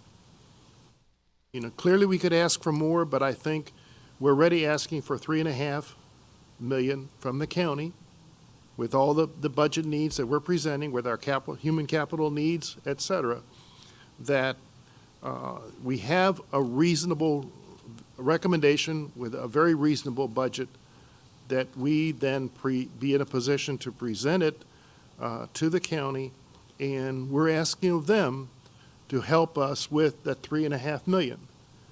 Keeping in mind, we're receiving funds from the state, but it's to fund the SOQ positions that are in the budget. We depend on the county to help us fund or secure the funding for the other non-SOQ positions. And I think the county was able to finish their study, their compensation study before us, and they've already begun this process, and they're in a 3-year process. We've come up with a 3-year plan. I think it's a very viable plan, and I think we should pursue the plan. Thank you. Mr. Blaine?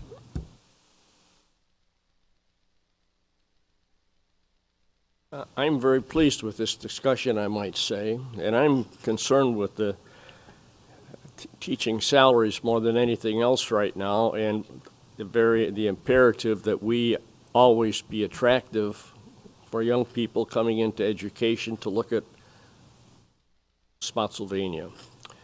And the reputation that we establish, to me, is very important, and as long as we maintain a good reputation, as long as we are perceived by our citizens and our teachers especially, and the rest of the staff as well, as being a solid place for income, I will be happy. And I just think earlier in the evening, there was a comparison made with one of our neighboring districts. They have a reputation, and that's what we were considering what we're doing relative to that particular group.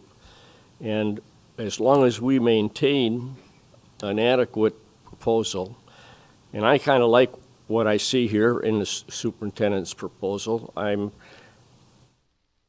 inclined to say it would be nice to find that other $1 million if we could, and if we were to ask for another 1.1, that would be great, but I'm not persuaded that we're diplomatically at the time when we should do that. So I tend to fall pretty much in support of the proposals that have been made, but I'm still thinking.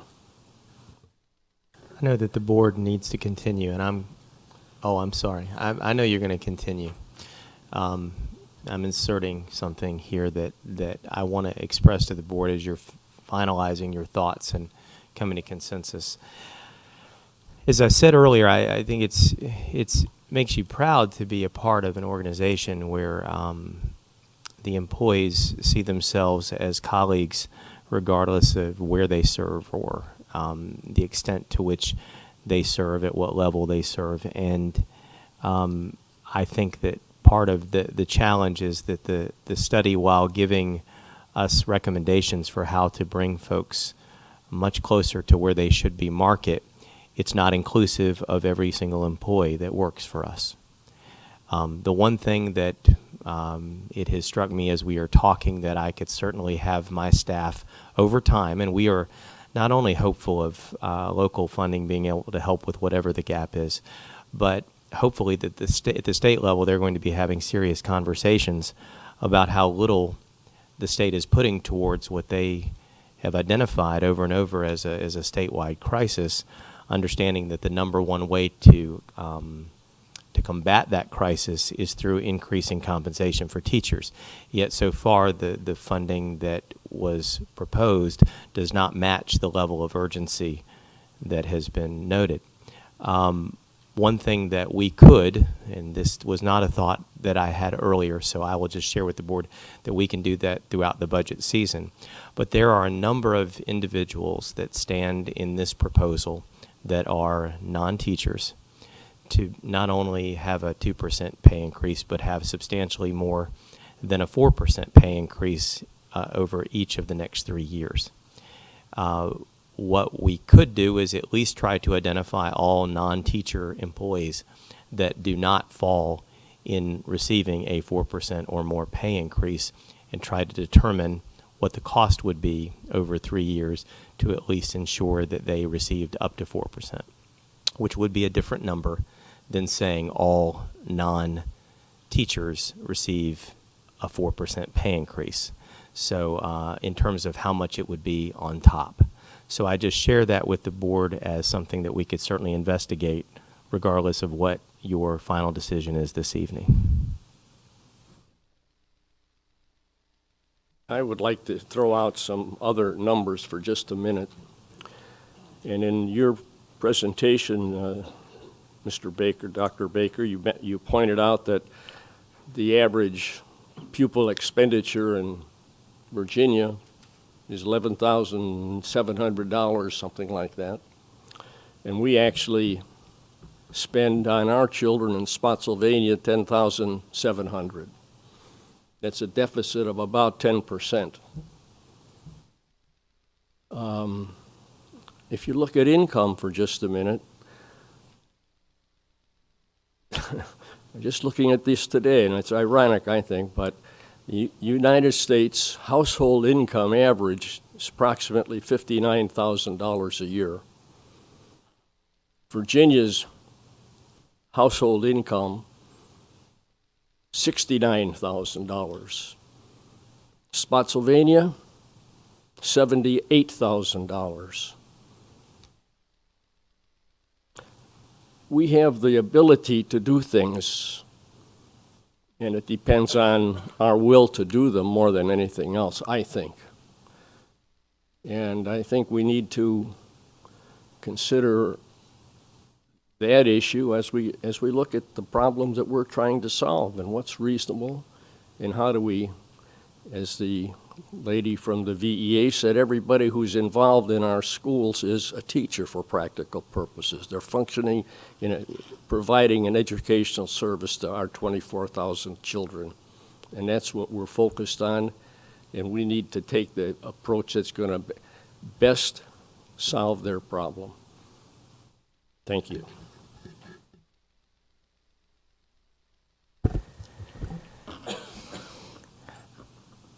I'm a firm believer that the free market is the best determinant of wages. Always have been. And there's a reason why we incorporated the wage graph last year in the budget presentation so that we understand how supply and demand affects wages. We just don't grab numbers out of the air based on how much it costs people to buy things or how much they think they're worth or how much we think they're worth. The wage is actually determined scientifically, give or take, by economics. And that's what this company, Evergreen, was hired to do, to study wages and how our wages reflected with other wages to get a determinant of market value, which we have always done every budget season since I've been here. Just not with Evergreen. We would always look at wages. We can compare our own wages. We always knew we were behind and that we were trailing. We said that year after year, and then this company just proved in some places we didn't know how bad we were dragging. We just knew we were dragging. We kept asking to catch up. We kept asking to catch up. We are starting off behind. We know we're starting off behind. We've worked and we've worked and we've worked to catch up, and now finally we have some justification from a third party that what we've been saying for years was true. So in order to do this, we can't catch up all in 1 year, and it's just impossible. But as we also showed last year, in the time of a shortage, the wages drastically increase in a much higher level, and we have to respond to that. There is not, sadly, a shortage for many other of our personnel. There is a national teacher shortage. So I don't think it's unreasonable that we're responding at a 4% per year for teachers, since there is a national shortage. There's not technically a national shortage for some of our other areas. So just keeping up with a modest level with the market is totally reasonable expectations, because the supply of those professionals is at a much higher rate. So looking at it economics-wise, taking the feelings out, taking into account what wages are determined by, they're not just random numbers, there actually is a theory behind it. We are responding totally reasonable with this plan, and I support this plan.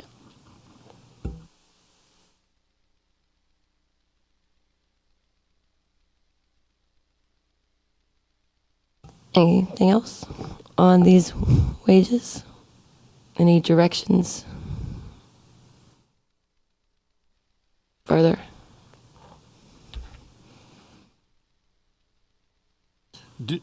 Madam Chair, on the agenda, where are you on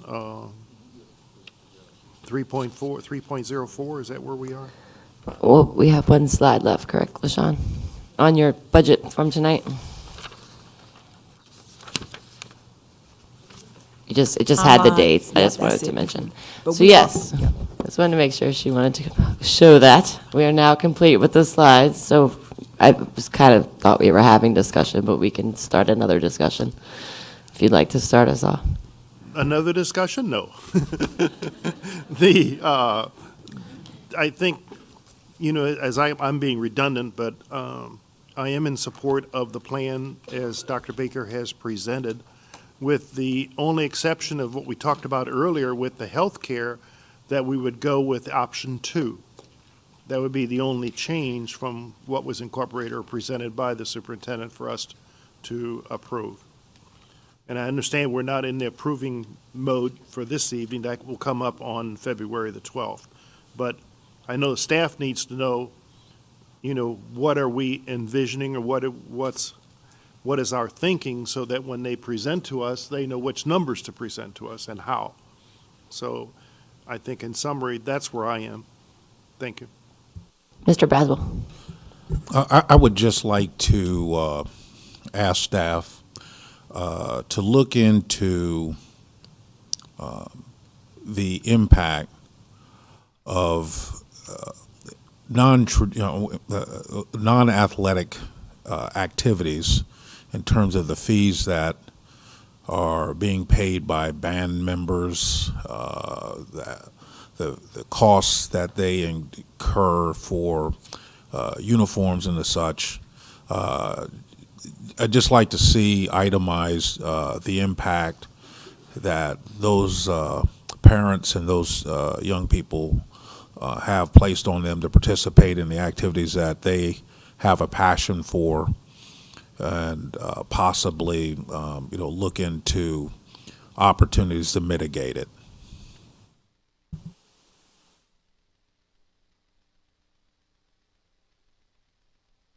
Mr. Blaine, do you have anything?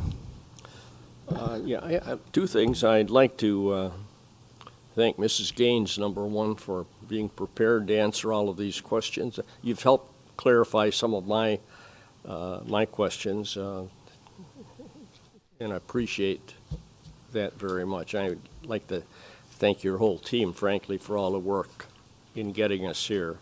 You've given us a lot of things to talk about. Could you help me with one last question? You mentioned the $41,500 beginning salary, but what number do you use when you look at the cost of a new teacher? fringe benefits and so on, what do you budget? So 80,000, it's 66,000. 66,000? 6,000, Yeah. yes. Okay. I just always like to leave one thing I'm really going to push consistently, and that is the preschool and primary level and the adequate number of teachers that we have down there, and the paraeducators down there, where I think they're critical. And whenever an opportunity comes to expand that, you'll find my vote is on that side. And the presentation, frankly, is good. I think this has been very helpful to me personally this evening. Anybody else? Yeah, I have something to say real quick. Thank you so much, everybody, for your dedication and time that you took out to do your job, I guess, and explain questions to us. I do say one thing as we kind of wrap up here, and for me, bus drivers aren't mandatory or mandated, but for my family, they are, and a lot of other people, along with the bookkeepers and secretaries. So they're worthy, you know. So I sit here and feelings and wages go up and wages go down. Everybody, you know, we live here as a community. We all, they deserve it as much as the teachers do. I'm a big advocate for teachers and the support staff. So that's where I stay. That's why I asked 3% each, and that's not what was brought here, which I guess we'll discuss more. But it was a good suggestion by Dr. Baker to come up with the impact that it would maybe increasing percentage-wise 1% on, you know, to bring some employees up to market. So, but that's it. I appreciate all your time. Thanks. Ms. Shelley? Thank you. And back to, I'm gonna say I agree with Dr. Meyer and sticking with Dr. Baker's budget with that change in the healthcare. But I did want to mention that bring to minimum piece and this classification date, bringing the plan category classification. If the board members remember from the presentation from Wednesday, pages 25 and 26 and 27, okay, yeah, those are the 3 pages. It shows you that there are 91 paraeducators at one point for the bring to minimum, and then there are more teacher assistants, which are paraeducator, 201, that are going to have an increase in pay that is over the 2%. There's also bus drivers, bus aides, maintenance workers. Just the bringing to minimum, you might see the smaller numbers.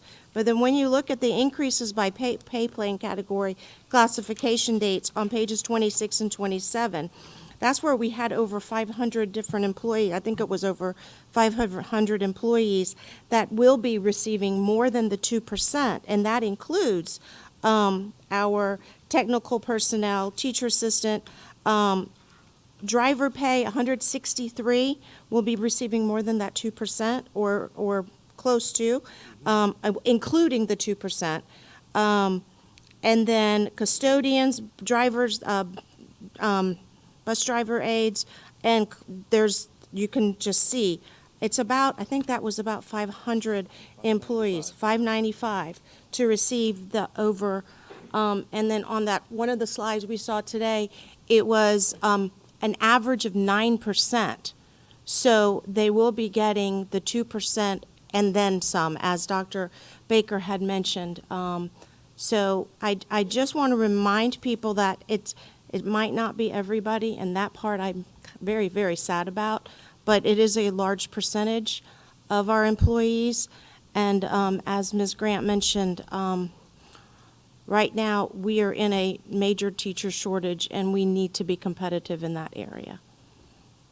Thank you so much, staff, finance, and everybody, and even everybody out there, I know you had a part of it, our school personnel, so thank you all for being a part of this budget with Dr. Baker. Any more concluding comments? Hearing none, do we have a motion to adjourn? Motion by Mr. Braswell, second by Ms. Phelps. All in favor?